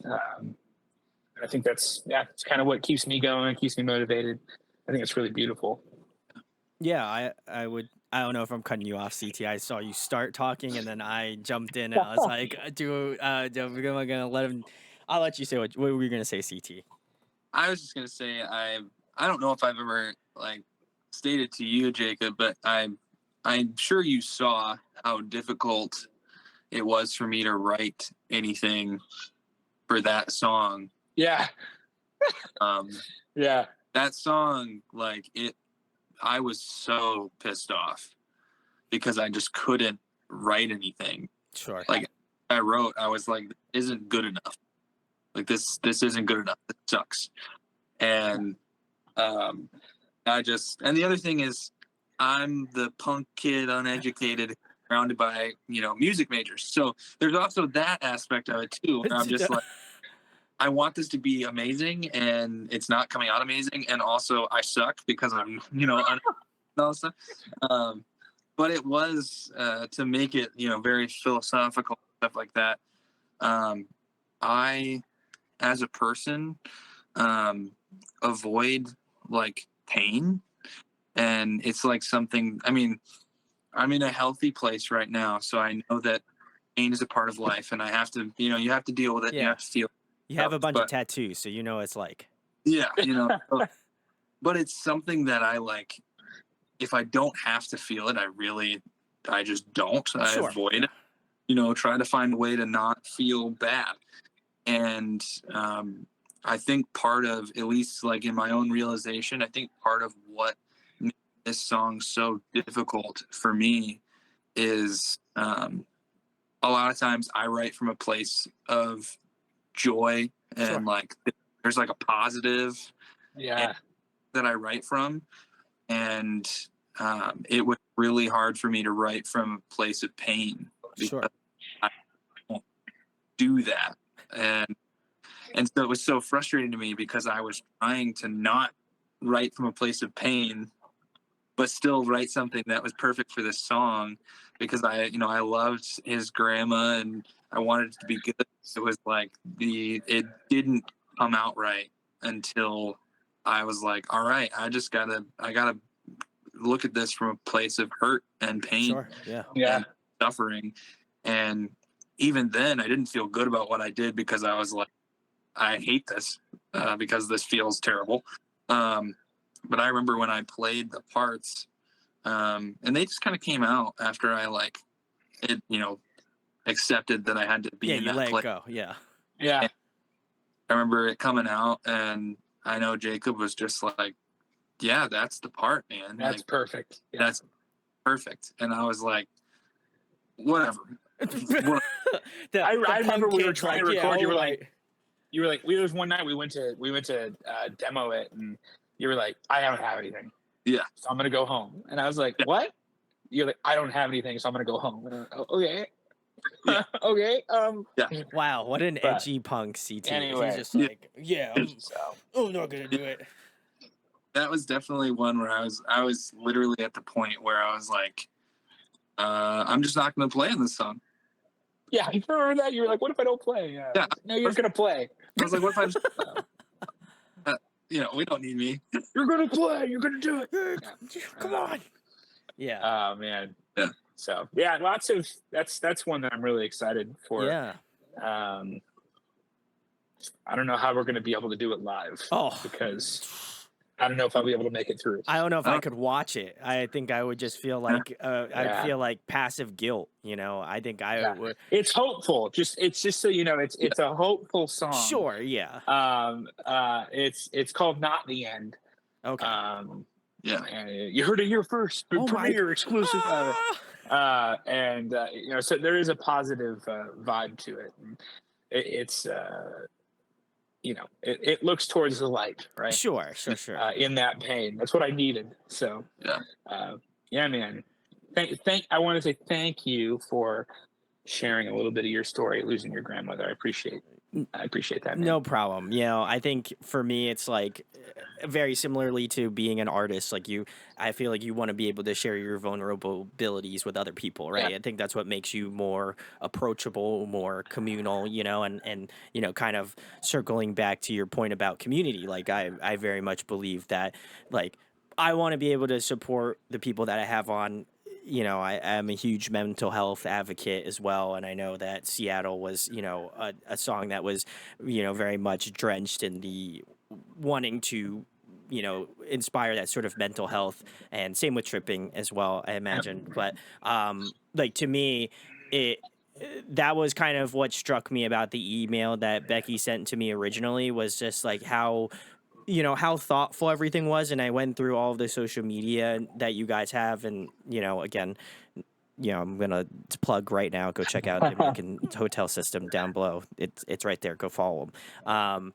But I want to say, like, just how honest and approachable it was from someone that didn't know anything about your band. And, like, I think it was just a really nice thing to see, because not that I feel like, especially being in the sort of hardcore and heavier community, I feel like that's kind of something that is, well known amongst the scene. But I would also say, like, that sort of extension happens in other music, certainly. And so I just appreciate that, how forward you guys are about, being able to share that sort of vulnerability with your fans, and again, building that sort of community, because I think that that's just a very necessary part of being a band. I think a lot of the music that I think I listen to and have really grown to love, and I'd imagine probably the reason why I ultimately started interviewing bands, was the fact that, like, people are being vulnerable.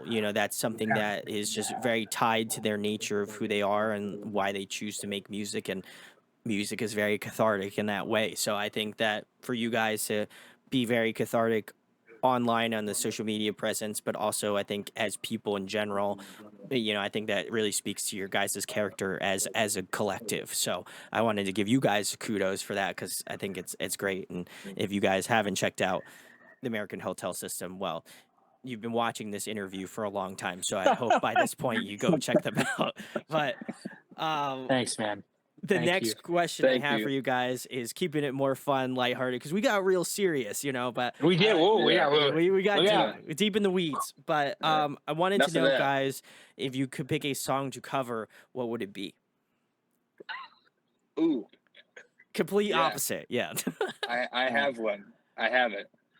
Well, I have two. Okay. I have two. Shoot. So the first one is "Are You Gonna Be My Girl" by Jet. That's what I'm gonna say. Okay, never mind. Yes. Cool. Great choice. Second song, just because this would make all of my, like, I've fantasized recently about covering this song purely because of the image in my head of Jacob singing this song. Oh no. But Man, I Feel Like a Woman by Shania Twain. Yeah. All right. Two thoughts. Number one, "Are You Gonna Be My Girl" was actually what I was gonna say. Wow. Kudos. And Come On Over by Shania Twain, 1997, right? Yeah. Just I mean, like, celebrated his 25th birthday last July, I believe. That whole record from top to bottom was the like childhood soundtrack when I was a child. And so I would have no issues at all. No covering qualms. that. No, man, I love that whole album from start to finish. I mean, dude, come on, it's Mutt Lange's production on that record, right? They were married, I know, at the time, but I mean, come on, Def Leppard, right? Like he's the rock guy, the 80s rock guy, and he does a pop country album. Brilliant. You know, the background vocals, dude. Wow. Oh yeah. You guys agree? Oh, That's kind of insane. Love Gets Me Every Time, that song, the background vocals in that song. Anyway. Was this staged? I just need to know. No, it wasn't. I promise. Because you guys were like, you guys are in sync. You were in the same like. He mentioned it. Completely. Like I had. I realized that especially the Shania Twain thing seems super rehearsed. Oh yeah, because I just go off rattling about like the record that song's on. No man, I just really really love that album. Wow. And I think it was on my Spotify Wrapped last year. Oh my gosh. I'm pretty sure Come On Over was one of my top 5. Wow, nailed it. So, and I am unashamed, man. Sure, yeah. Unashamed.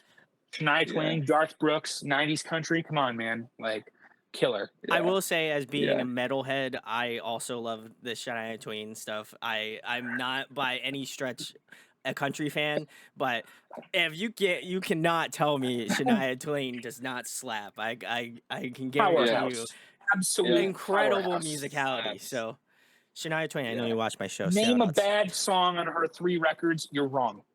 Yeah, man. Wow. Yeah. What you? I'm just so floored that you guys both agreed and had both bands that you both agreed on. That we have to do it now. We have to cover. We have to do it. You just have to enlist someone else, and then like by like politics stance, then there's 3 versus 2. Yeah. So there you go. You have to convert someone. So we'll stop the count. It's 2-0. So there you only 2 people on here. So I feel like now you got it. Yeah. So we'll bring you in as a temporary member, and then Okay. Well, I love that. I'm playing Triangle, guys, for the American Hotel System. So come see me on tour. But love that. If you guys have any other suggestions for the American Hotel System, drop them in the comments. Maybe they'll do it. I don't know. Can't guarantee. They seem pretty dead set on the 2 that they want to do. So I feel like I mean, you never know. You never know. You never know what's gonna happen. It's a shot in the dark. But the next question I have for you guys is another fun one. What is your favorite food to eat?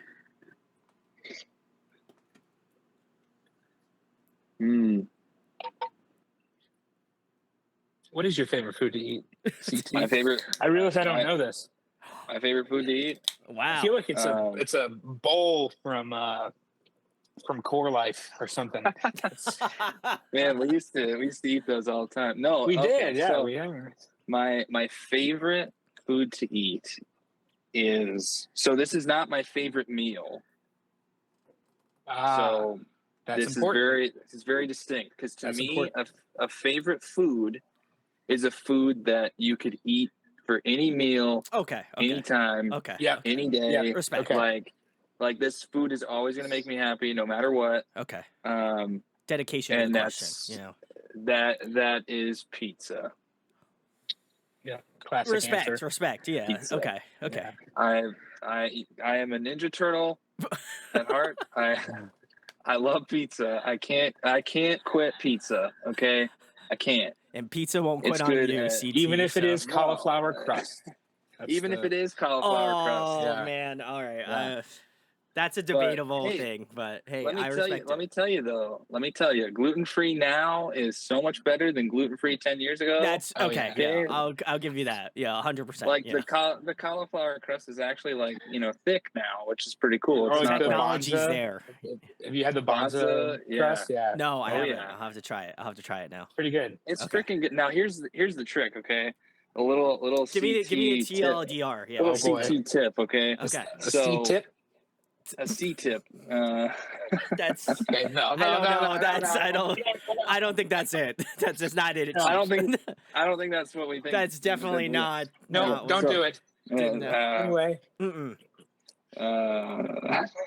what were we Poor talking Jacob. about? Jacob said it and then said it with such conviction, and then he was just like, and And we it was both just were like, like, "Oh, God." "Bro, what did you say?" no, don't do that. So my little CT suggestion There you go. Good job. You fixed it. is so you get a Bonza pizza. Okay. You get like the simple. I think they have like a 3 cheese. It's very very simple, easy.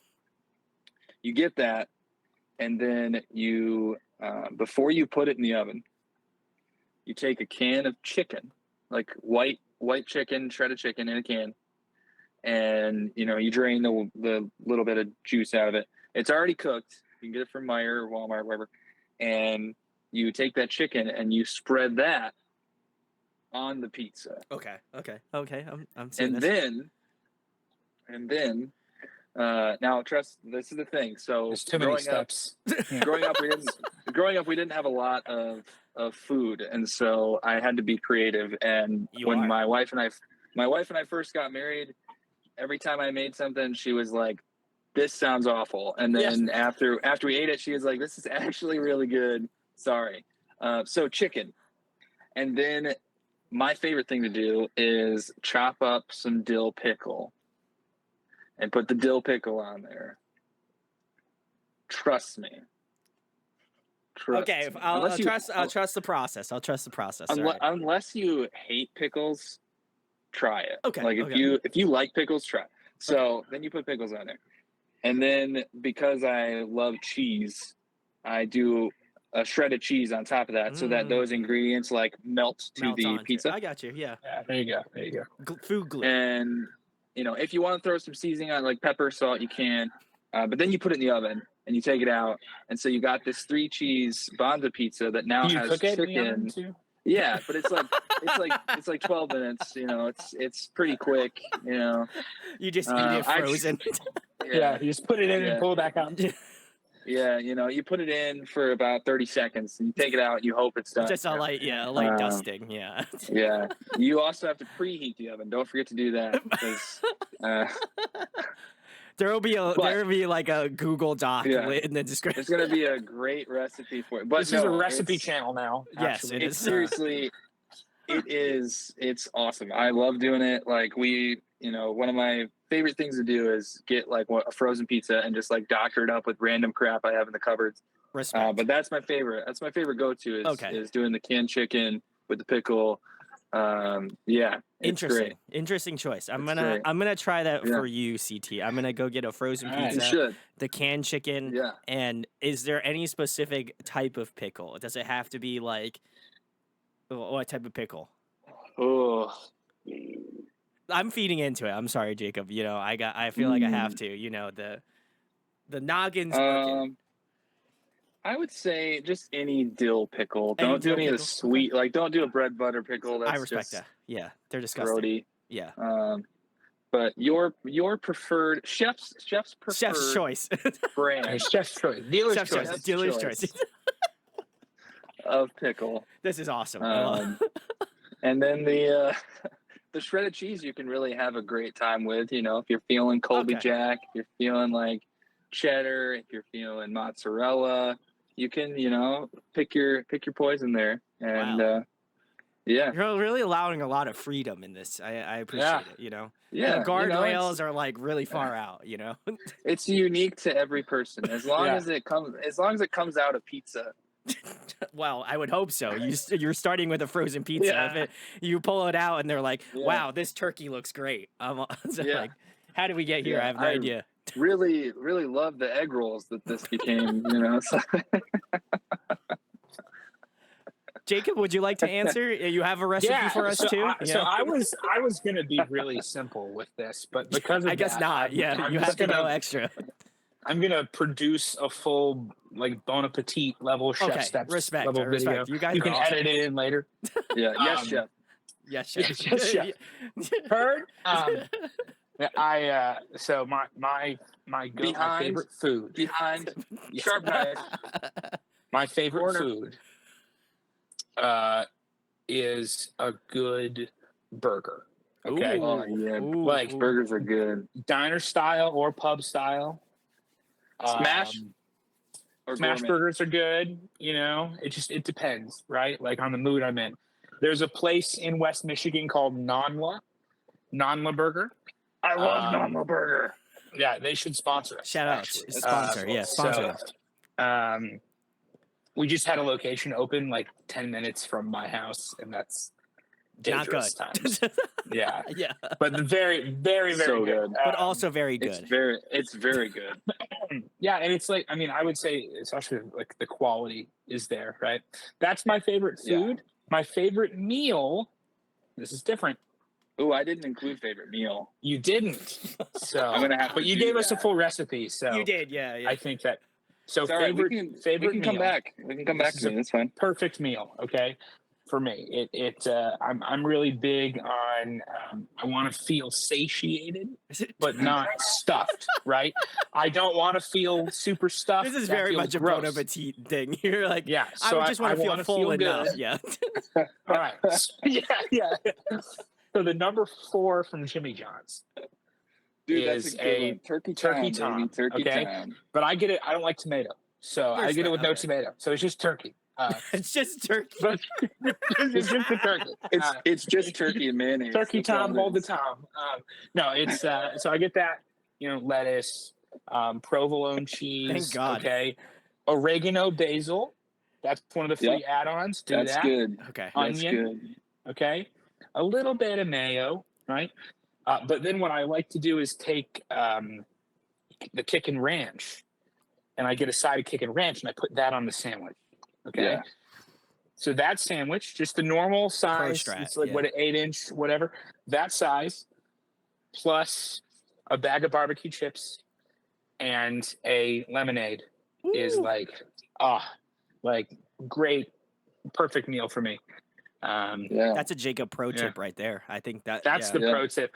You know, and also if you're working a long shift, this is something I used to do when I would do like a double at the coffee shop. Get the 16-inch giant, have them cut it in half. Yeah. Boom. You have dinner. Yep. 2 meals. Which I should be a food blogger. You should. Musician. Which sparks a random memory of when we were working at the coffee shop. Oh my goodness! Time? Oh yes. Do you remember? Yes. All right. I want you to tell me what you're thinking about. Okay. To see if it's the same. So with this shop we worked at, it was super busy on weekends. We're talking like we would literally have 25 to 30 tickets lined up at the espresso bar. Okay. Yeah. I mean, it is like intense, right? And somebody called off sick, so I was staying in to cover for them. Yeah. I was ravenously hungry because I opened that day, which meant I had to wake up. It was I had to wake up early. We got a milk delivery that day, so I had to be at the shop at 5:30 in the morning. Okay, so it's like 2:00 in the afternoon. I have not eaten anything except a day-old croissant and about 5 coffees. Right? Oh boy, we're just going hard, right? And I look over and I feel like I'm going to pass out, right? I'm shaky. My blood sugar's low. I feel awful, right? And I look over at CT and I'm like, dude, I am so freaking hungry right now. I don't know when we're going to have time. Like we have all these orders piling up. I would do anything for like a sandwich right now. And this is no joke. 45 seconds after I said that, a woman in a Jimmy John's uniform with you cannot make this up, with a Jimmy John's bag, like a duffel bag, walks into the store, comes up to the counter and says, like, she cuts in front of the people, and so rude. and she says, "Hey, do you guys want a sandwich?" And I like stopped and I looked at him and I was like, and he like laughed. He's like, "Oh, Jacob, you want a sandwich?" And I was like, "Wait, are you serious?"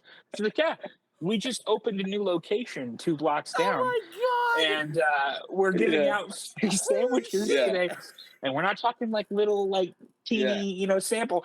She had full blown. They gave us full size sandwiches. She's like, "Here, you want another one?" She gave us each 2. Holy shit. Oh my goodness! I mean, so like, she left, and we're just left, and we just started laughing, right? Yeah. Well, like from the Lord above, like these sandwiches just, and is that what you're talking about? Is that the one? Yeah. Oh my God. That's one of my favorite memories ever. Yeah. Like, That feels like a TV show sitcom. Like I feel like the crowd was like gonna start laughing, be like, Jacob. And then it's just like, and then you're like, yeah, that happened. Yeah. Oh transition. my God. Yeah, the Establishing transitional shot part. afterwards. Yeah. Yeah. The credits start rolling. Yeah. Yeah. Oh my God. That's the lesson at the end. That's the lesson. Yeah. Freeze frame on the and then the credits and roll. then it's like yeah. If you ask for a sandwich, then 45 minutes later, Jimmy John or 45 seconds later, Jimmy John shows up. It was perfect. I mean, honestly, it was like their original Freaky Fast commercials. Yes. Like the commercials that they can't show anymore because their driver sued because they were trying to be too fast. Yeah. Like those commercials. Yeah, it was like that where we were like, man, I'm hungry. Jimmy John's like, you want a sandwich? Yeah. That's what it felt like. It was so good. Oh man. Yeah. CT, you want to say your meal? You want to say your favorite meal? I will. I'll say my favorite meal is. So it's pretty special to me because it's like an 8-page PDF, right? Yeah, he's like, here's my think piece on my favorite meal. Yeah, pulls out a whiteboard. It's actually really. Yeah, you know that Charlie Day with the crazy map. That's what I thought was going to happen. I thought you were actually going to step back. I'm just gonna pull this down real quick. And, this is actually behind you's all green screened. Yeah, so I get it. Yeah. No, it's actually really special to me. It's a meal that my wife makes, and it is, Jacob, you'd probably like it. It's a cheeseburger pasta bake. Well, yeah. And let me tell you, it tastes more like a cheeseburger than a cheeseburger. Like, it's freaking good. And it kind of looks like lasagna. Like that's what it looks like in the pan. Sure. But it has like the melted cheese on the top, and it has pasta in there, and the ground beef, and she uses like a mustard powder and tomato sauce and everything, and so it like tastes like mustard and ketchup are in there, and the burger, and you top it with whatever like if you want onions and pickles and all that stuff, you can put whatever you want on the top. But it's bonkers. It's so good. But that's my absolute favorite meal. If that's a Midwestern meal, if I've ever heard of it, I think that's it is. It really you guys are like the casserole lords and ladies out there. Yeah, it's true. I was just thinking to myself, if somebody started watching this and they're skipping through the video and they go from talking about like, I wrote this song after my grandma died, and then like, you take the pizza and you sprinkle the chicken on it for 30 minutes. I'm not gonna leave any timestamps. I'm just gonna let them figure it out for themselves. Yeah, there you go. Just let them roam free. Yeah. It's gonna be great. Song, food recipe, terrible, tragic story about people passing away. Bon Jovi, Shania Twain, totally apart for Jimmy John's, our sponsor for today's episode. All that stuff. It's great. We're crushing it. I was gonna make another sponsorship joke. I thought for sure you guys should get sponsored by some sort of like hotel system now, because I'm sure you've heard it before. I just feel like if might as well just put the nail in the coffin about like you should tour hotels. Yeah. Don't do actually that. get emails. I get emails every few days from like hotel supply companies. No, you And don't. Oh yeah, for no. real. And like phone service, like having all the different, I guess hotel room phones, you know, Yes. with the Oh. numbers and the room numbers and all that. Yeah, there's like obviously there's like infrastructure that needs to happen for that. So I get those emails. Yeah. And I think the funniest mix-up that I've experienced so far, or funniest joke about like referencing hotels, was we just played a show a couple weeks ago with a band called Post Sex Nachos, and What a they're name. from they're great. They're phenomenal. They are freaking dope. They're amazing. yeah, they're really good. But they're from Nashville, and so they were on tour and staying in hotels and stuff. And we walked up to the stage, and I said, "Hey," and I was introducing myself, and one of the guys was like, "Oh, like you in American Hotel?" And I said, "Yeah." And he said, "You know, we're getting screwed over by you guys right now." Oh yeah. And I was like, Excuse "What?" me? And he's like, "Yeah, the Days Inn we're staying in sucks." And I was like, Yeah. "Oh, you're making a joke right now. Yeah. Okay, I feel much better right now." You're like, Remember man, that I gotta person contact who, HR now. You know. Remember that person on Instagram who DM'd us? They thought we were like a hotel discount service for musicians. Yeah. Yeah. I don't know where you'd get that from, but Yeah. We've at least had got some the musician characters, thing. man. Like, it's funny. Yeah. We've had some characters. You have, yeah. So I feel like I'm only enlisting more people to now solicit those things to your inbox as well as your Instagram DMs. So I just want to apologize in advance if you do see an influx of those This jokes. is why we need to be verified right here. This Yeah, is why. exactly. Yeah. Social media verify them so this doesn't happen. So that'd be really sick. The next question I have for you guys, shifting gears here, if you guys were to have a dream collaboration on an up-and-coming The Hotel System song, do you have any people in mind that you would love to work with? Go ahead, Jacob. We all know your answer. Yeah. Well, I mean, obviously, I'm gonna say Switchfoot, but Colony House for sure. Oh, I love those guys. They're so good. Big fan. I've been a fan of them since before they were called Colony House. So they were called Caleb. Love those guys. They would be probably a dream collab for sure. love it. Or if you want to get crazy, we could even say like George Daniel and Maddie Healy from 1975 could produce a remix or something. That would be. Haley would probably freak out about that. That would be wild. Yeah, that'd be sick. Yeah, she would freak out. Deer Hunter, the Deer Hunter. Oh, yes, that would be awesome. Okay, I'll dude, sign off on that killer, one. right? Like, yeah, that's actually big inspiration for our album Interrobang. It's a concept record. There's like narrative stuff on it, and radio, like a fake radio show, and about 5 years ago, CT said to me, he's like, "Hey, there's this band I think you're gonna like because it's kind of theatrical and it has that stuff." And he just showed me, was the Oracles of the Delphi Express, I think, from Act 2. Oh yeah, and 5 years and like thousands of dollars of vinyl and merch and shows later. Oh man, Casey Crescenzo. I love that man. And they would be a dream. They'd be a dream collab for sure. Yeah. I could sign off on that. I'd like that as well. Casey. Yeah. So good. Yeah, Deer Hunter. Man. Manchester Orchestra, that'd be another one. Oh, that's another great one too, yeah. Dude, friggin' Andy Hall. Yeah. I mean, shout out. I would get him on a track. I think one of the greatest songwriters of all time. I know what he's gonna say. I don't know if you do. I don't know. It's David Byrne of the Talking Heads. Okay, yeah, yes, I agree. All right. I would absolutely love to like write a song with David Byrne. Yes, that would be ridiculous. I feel like it would be a very manic experience, and I'm here for it.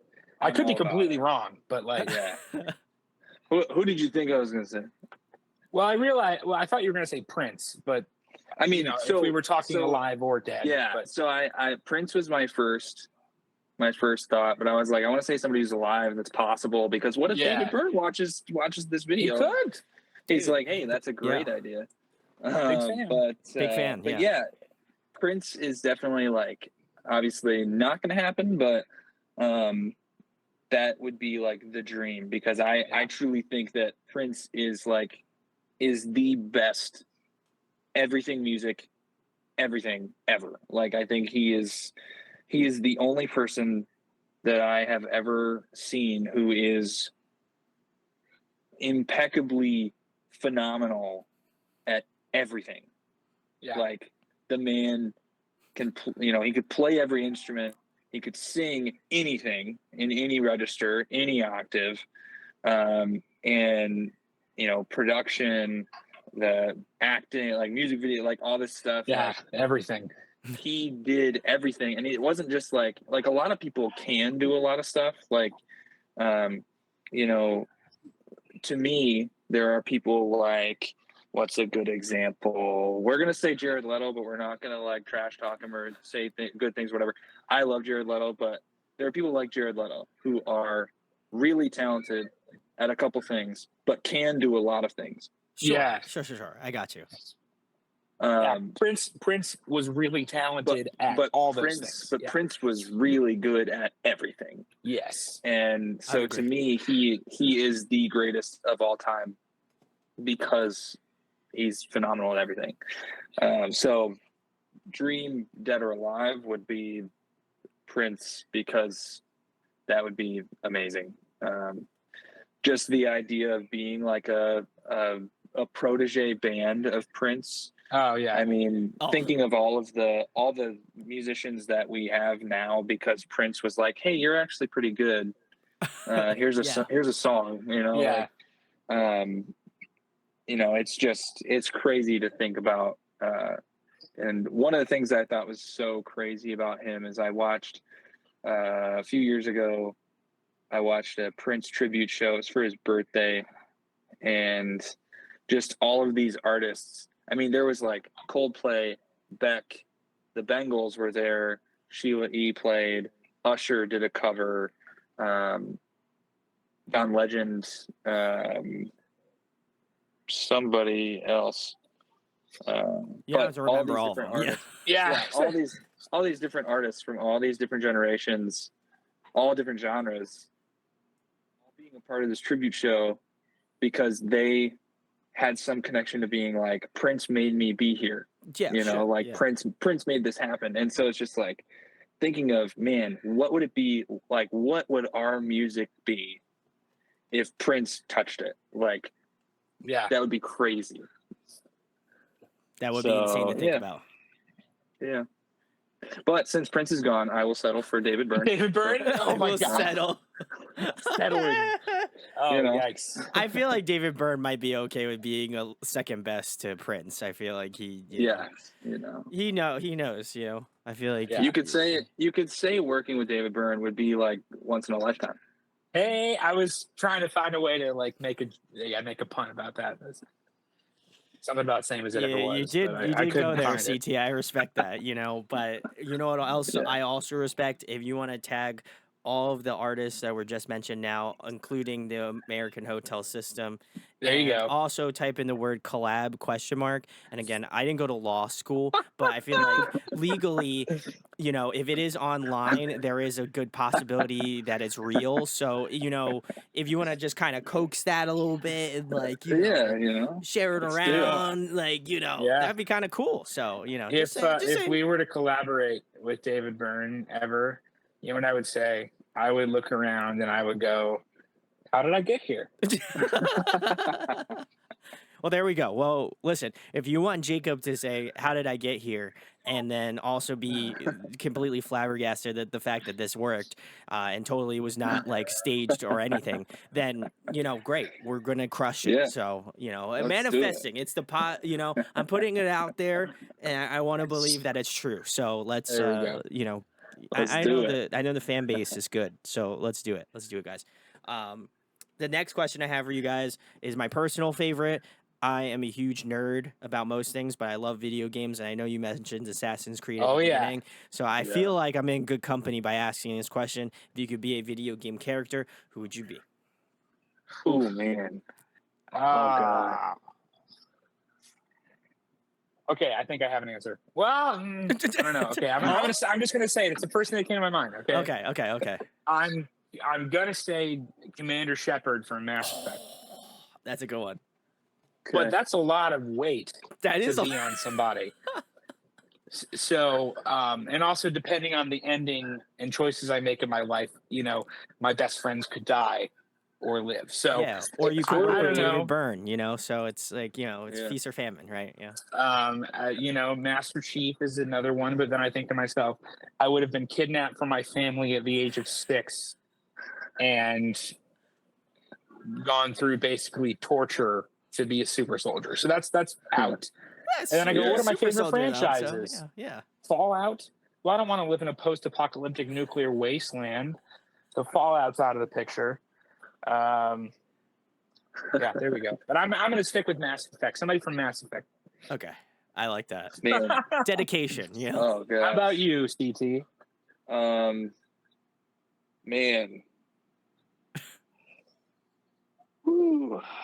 I asked the right there's question, a lot apparently. of Yeah. So there's a lot of characters I like, but I don't necessarily love their life. respect. So if I had to pick one that I would like to be, I'd probably pick the character you play as in Pokemon Crystal. Jeez. Wow. Whoa. Yes. Woo. Yeah. Not what I expected you to say. Yes. Because yes. let me tell you, I'm playing through currently. I'm dabbling. I'm not like rushing through it because it's very enjoyable. But I'm playing Let's Go Pikachu on my Switch. Salute. And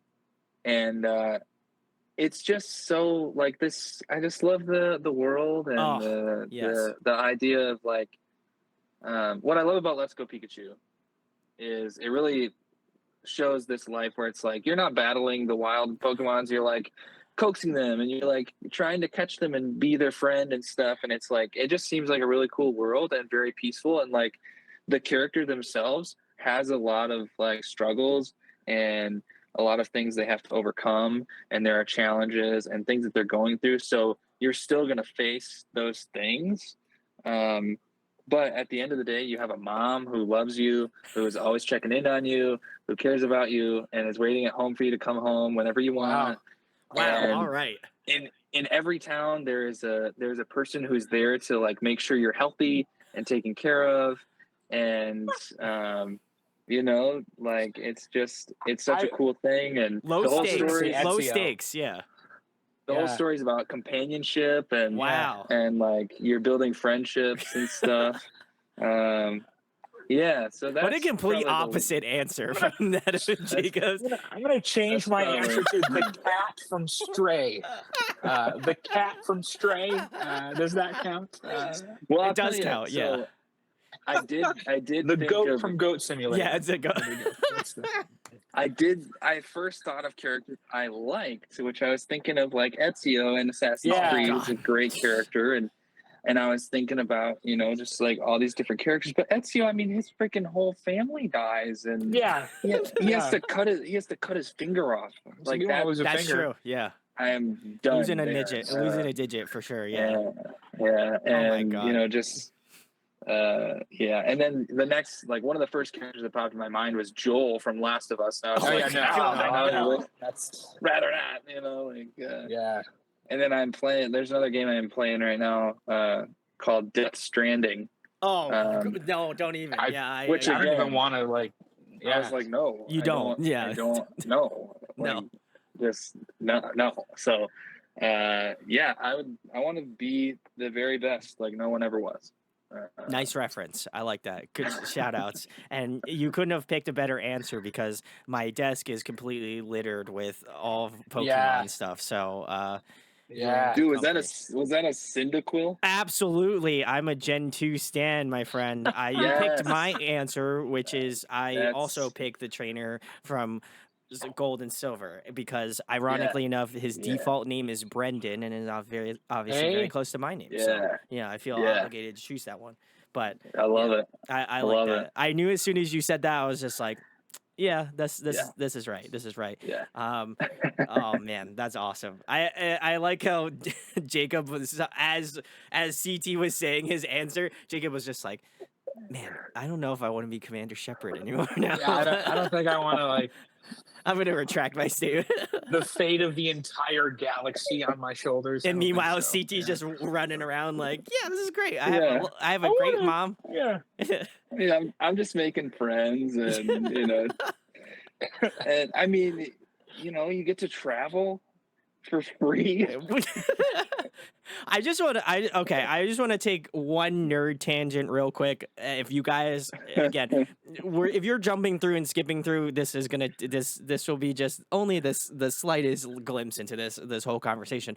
But I just want to say how strange Pokemon is as a concept, that your mom is just like, I'm going to kick you out at 10 years old just to just roam the country.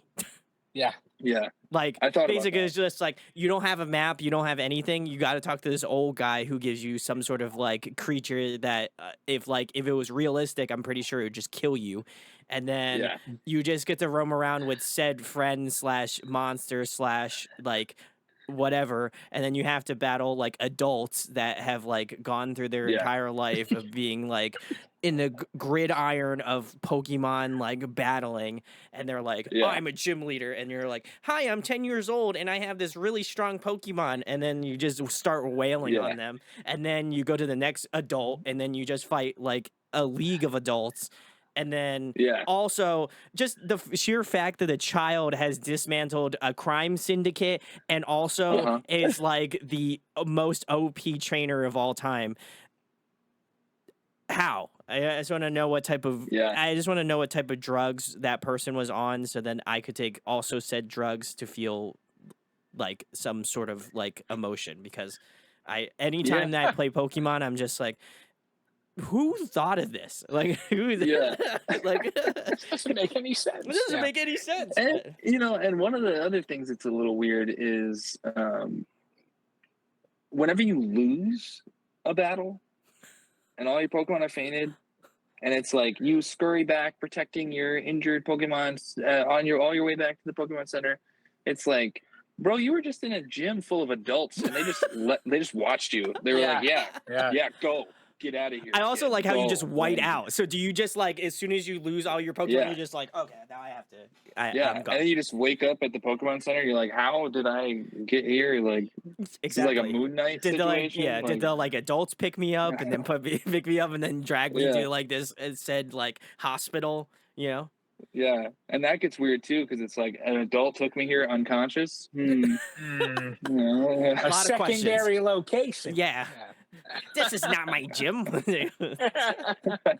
Guys, let us know. Give us your best example in the comments if you've made it this far, and then also drop your Bon Appetit recipe down in the description as well too. Let me know. I would love to know. I gotta keep the watch engagement up, just in case somebody skips a beat, and then they'll have no clue what we're talking about. But The next question I have for you guys: if you were trapped on a desert island for the next month and there was one album you could bring with you to listen to, what album would it be? I immediately know. Do you have an answer? Yeah. Do you want to go? Don't say it with such conviction, CD. You're like, I got an answer. Yeah. My answer is Burials by AFI. That's a good one. That's a good one. That's also my favorite band. Shout outs. Yeah. Yeah. I would say, I can listen to that album forever. hey, Oh, hi. This there's is the me. cat. Hello. Meatball. Okay. Well, you're gonna join us for this segment as both Jacob and CT give us answers. Okay. So how we're there for a month? Is that right? A month. Yeah. A Yeah. month. Okay.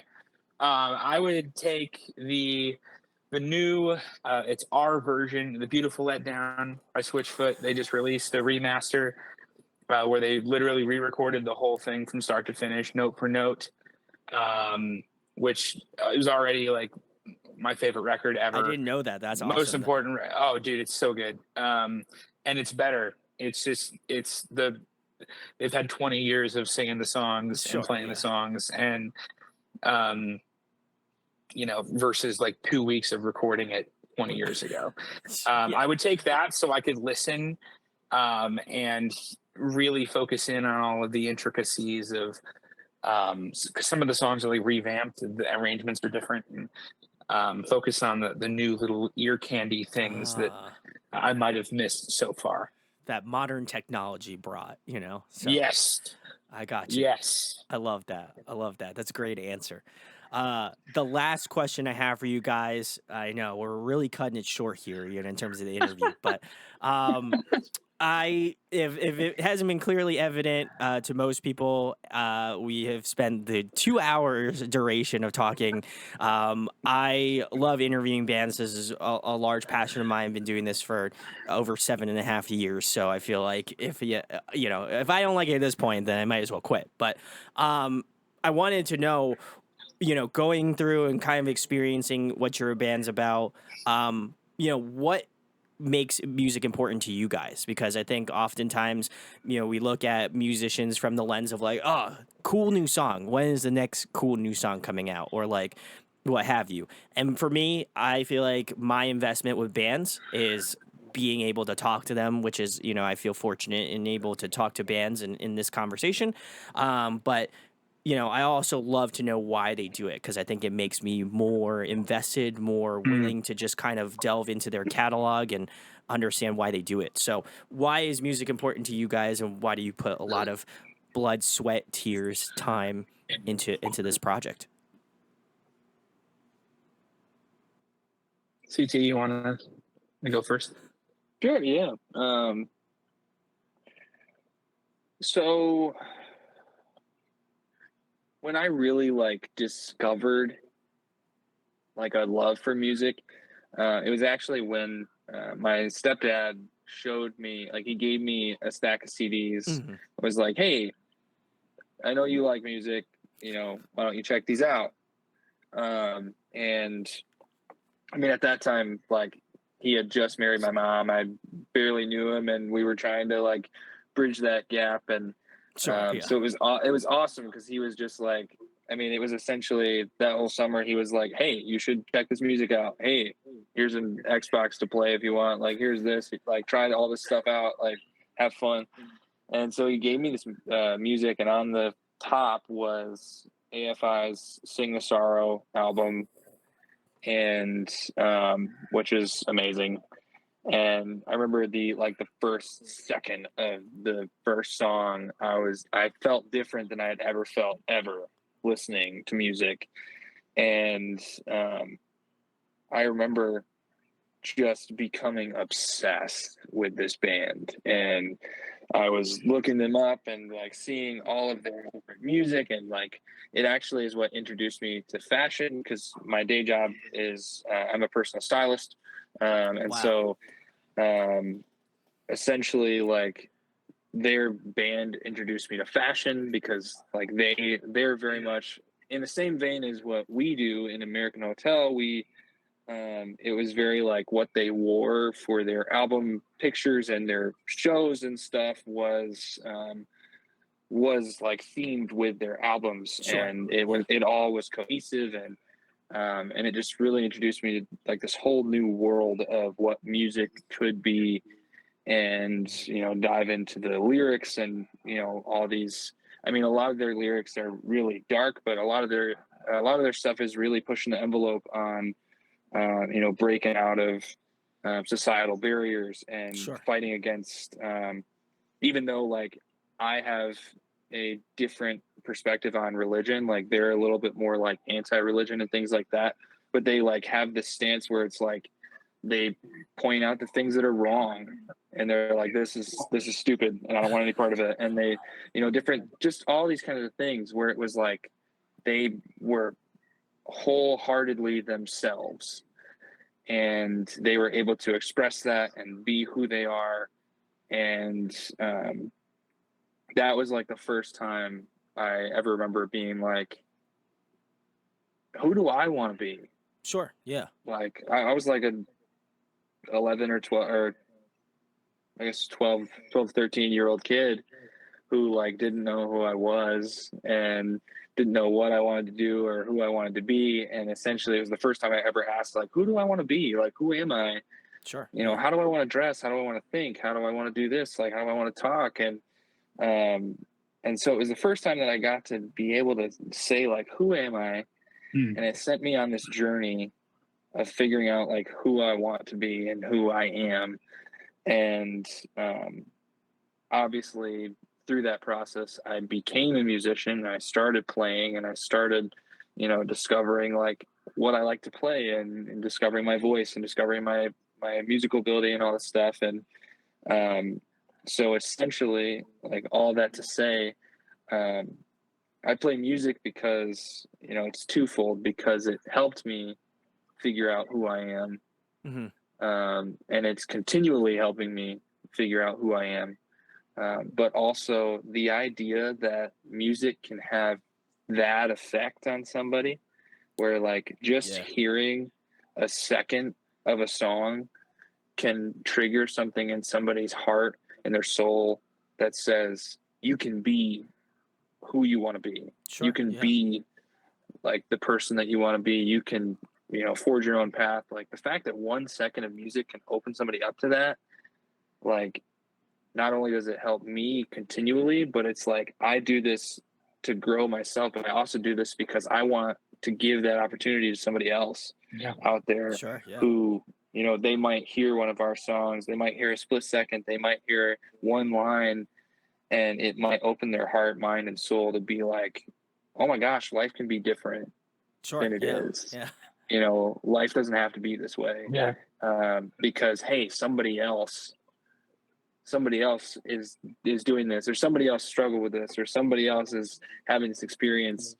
So that's ultimately why I do it is, it's just that grand question of like, who am I? Why am I here? And music, at least for me, was the answer. And I feel like it can be that answer for a lot of people. Sure. That's a great answer. Yeah. I think every teenager with a guitar, you picture yourself playing in front of a stadium of people or, people singing along to your songs, whatever it might be. And, we've experienced that. Sure. Once, right? Like, nothing can describe it, but I think that at the end of the day, I really believe that those things, that whatever metrics, I love that kind of data, on the back end. And so every day I obsessively, look at the data on the songs and playlists and streams and all that kind of stuff. And those are fun things, but I think they're fleeting things. Sure, I would agree. And the same way I don't want to write a song that's fleeting, I don't really want to focus on those fleeting things. So I always get really excited about details, small little tiny details, whether it's, hey, last week, our smart links now are branded, like custom branded. Nice. Okay. Like it's tahs.info, and that was like so cool for me. Or like, whether it's somebody ordered a shirt from our merch store and now we have custom packing slips and like the, whatever the shipping address has our logo on it, like little tiny things that bring me so much joy, which those are cool, right? But once again, so what? Like, what's it all matter?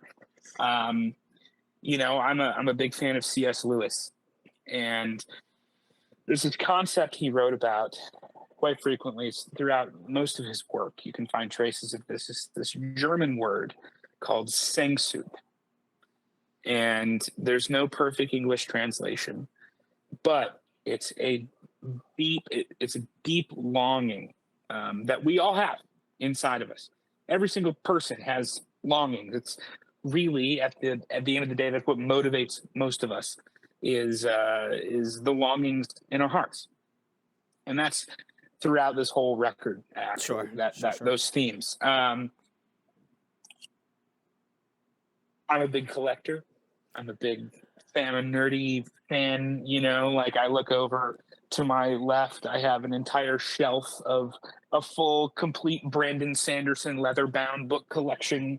And, I got my hardcovers over there, my paperbacks over there, and I think there's 1, 2, 3, 4, 5 copies of Lord of the Rings over there, all different printings and editions, and they're beautiful and they bring me so much joy. And, I look over there and there's literally a Master Chief helmet display sitting over there. There's a picture of me in that somewhere.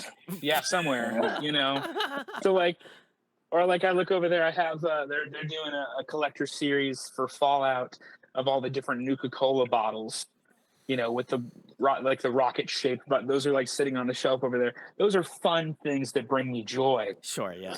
I always say like, oh yeah, these toys. I mean collectibles. I feel like those are calling fun. Someone out, yeah. But what's behind that, right? CT loves pop figures. Yeah. So do I. Like we both have a great pop collection. Yeah. At the end of the day, though, right? Hey, you go. Same. Me too. Yeah. I have to ask myself, what longing are these things? Am I trying to fill with these things? Right? What longing in my heart do I have that? We have a song called "Pretty Things" that's about that, right? And for me, I want to do this music thing for more than the vanity, more than the fame, more than the notoriety, the people screaming at us after we do a set, and it's like, wow, there's 20,000 of you. Like what? Because there were at the Bon Jovi show. Like what? Like crazy. I want to do it for more. I want to do it for hope. I want to do it for love and compassion and community. We have a mission statement as a band. We have core values as a band. Love, community, honesty, vulnerability, authenticity. Where it says we are a collective of individuals who are together in music trying to create art that provokes the heart, soul, and mind with, intentional musicality or whatever it's it's more than that because of those experiences that we've all had at shows, hearing a song that, hit when we needed it. Sure. All those bands, I say The Beautiful Letdown, that record was so important to me. My dad died when I was 16. Oh. And that album, I remember listening to it on the way home one night, and my mom and I, when it got to the end of 24, we were both weeping. Sure. Yeah. Oh. Those are powerful things, right? And it's inexplicable. We can't really articulate it perfectly. And I think that's what keeps me motivated moving forward. Is the most rewarding thing someone can say after a show, besides the generic, "Hey, great set" from the other bands, right?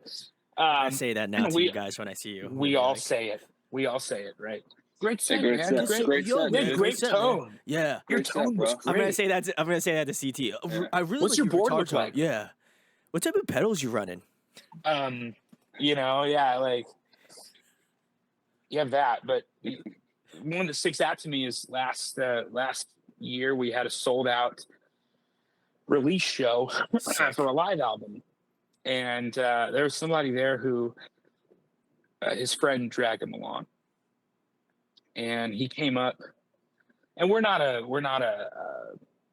religious band by any means. We all have faith in our backgrounds, and we all have our own faith, but it's not we don't preach or anything. It's just we're sharing these songs. And this guy came up to me afterwards, and it still is one of the highest honors I've ever received was him saying to me, "Man, I had no idea who you guys were.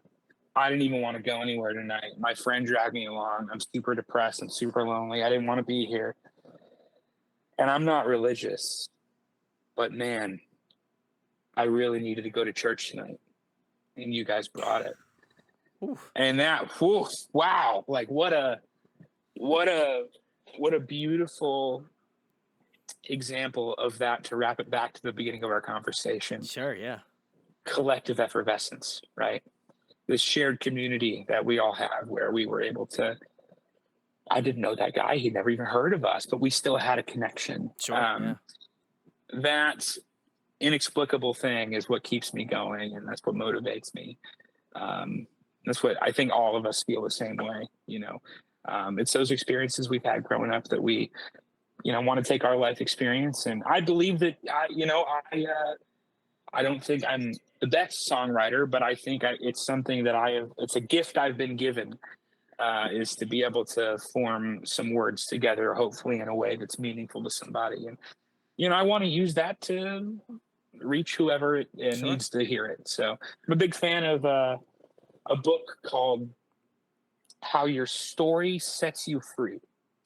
So I'm a big reader. I read a lot. I have a reading challenge every year I do.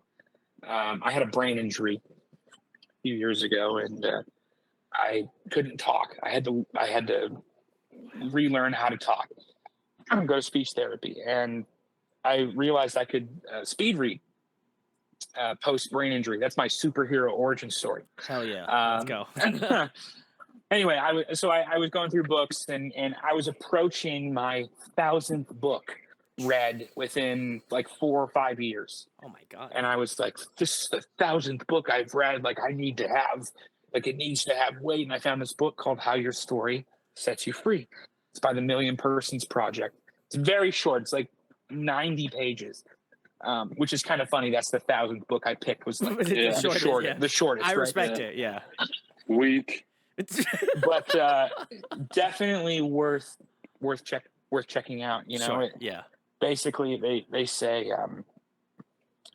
every single person has a story, and every single person's story is meant to impact somebody else, whether that's an audience of 1 or an audience of 1 million. Every single person's story matters. And I went, wow, okay. No more of this, like, I don't know if this is an experience that I can share and whatever. No. It's important, and it needs to be shared, because one person, if there's a crowd of 100, one person there was meant to hear it. That's success for me. So. Oh, that was kudos on both of you for the answers, because I think they were really impactful, at least for me. Like, I can kind of relate this to the beginning of what Jacob's saying about being like this mean-spirited person, and the kind of 180 that someone can do, right? And I think that kind of shows that your ability to change and alter your lifestyle, and the power that people have individually to be able to change that thing, and so I kind of feel a lot of I resonate a lot with your story, because I think for me, I will also want to have that sort of community. I want to have that impact, and I want to be able to have that experience of like, well, we love music, like this is a part of us, and like why we choose to listen to music, and why music has that sort of universal language. It doesn't matter if you speak the same language, it has that impact. It can make you cry. It can make you happy. It can, make you angry. It can tether all of these emotions. And, I think that's just the purest craft of people that are able to kind of write in between those lines and still have like something that you can pull meaning from. So, absolutely love that you guys are about the positive mental attitude. I'm very much in the same boat. So whenever I have artists on here that promote that sort of mentality, I always love hearing it. But speaking about positive mental attitude, I feel like I have to positively push the conversation into the next thing, which is the most important thing. Tell the people where they can find the American hotel system, what you guys have coming up in the next couple months, and anything else you would like to plug, share, whatever. You can find us on Instagram, Threads. Now we're on Threads as well. I gotta follow you guys. More followers on Threads in the first 24 hours than the 5 years we've been on Twitter, right? So we're on Twitter. If you're still there, we're there. I think the pinned tweet is like, hey, we're probably on Instagram, so go there. Facebook, if you want to keep it old school, we do keep up with Facebook. YouTube, we have a YouTube channel where we upload lyric videos, and there's a vlog series from a few years ago, hoping to revive that someday. But coming out, we have our 2 new songs, Seattle and Tripping, another single coming out in August called 21st, and then a new record coming out later this fall to be announced later, release date. We have some festivals coming up. Shut up. Sure, you can't give me anything else, Jacob? Be sure. I hear a little birdie whispering. We'll be in Bethlehem, Pennsylvania for Music Fest this year. This is our first time playing. Hope to see you there, man. I think it'd be really sick. We have lots of stuff going on, lots of new projects happening all the time, and we'd love for you to come along on the journey and be part of it. I'm already locked and loaded. I'm in. I'm in the passenger seat. I have my belt buckled, or we're ready to rock. And then in terms of the Music Fest, what are the dates that you guys are going to be there? August 6th. We're there on August 6th. We're playing 3 sets that day, so you can find us at the Town Square Plaza stage, the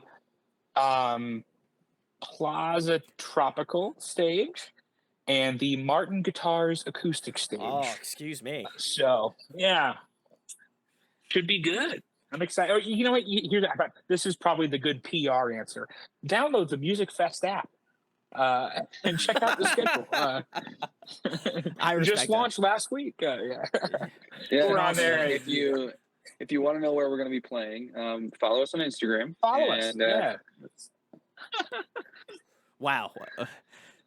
You're like a savant or something, CT. Go to Instagram, follow the link in bio, and you'll find all of our show dates. There you go, man.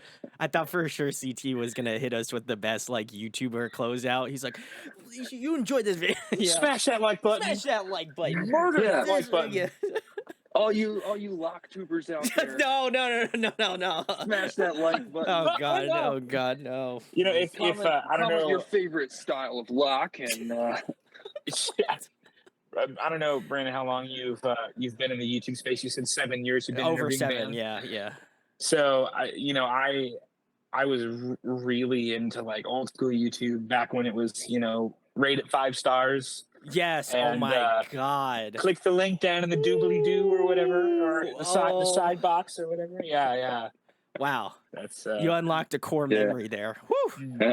Man, that's some old school knowledge there. I love that. Back before the algorithm. The algorithm. So if the algorithm gods blessed you with this 2 hours and 40-ish minute interview, strap in, baby. It's gonna be a long one. So thank you for watching. Man. If you watched the whole thing, if you did watch the whole thing, you've reached God tier. So thank you for subscribing to God tier.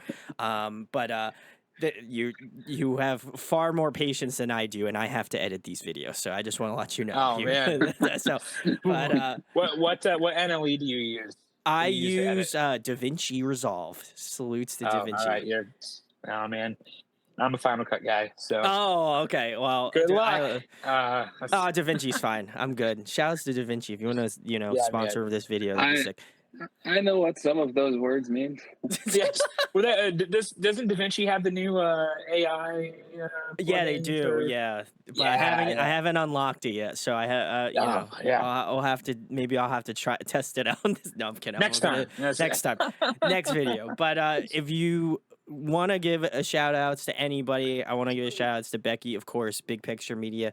Big salutes to Becky for this. Also, as well as that, as you mentioned, as my polite guests have mentioned, go check out the American Hotel System. Don't forget the the is important, and its system. Just just so everyone's aware. I just want to make sure. Thank You you. can also read the title of this video because that will also be correct. So please go check out the American Hotel System. All of the links will be in the description, so go follow them. Go subscribe to your YouTube channel. Of course, I did that because if I didn't, I'm pretty sure I would get big people picketing outside of my apartment, if I didn't do that. So definitely don't want that. So please go subscribe to their YouTube channel.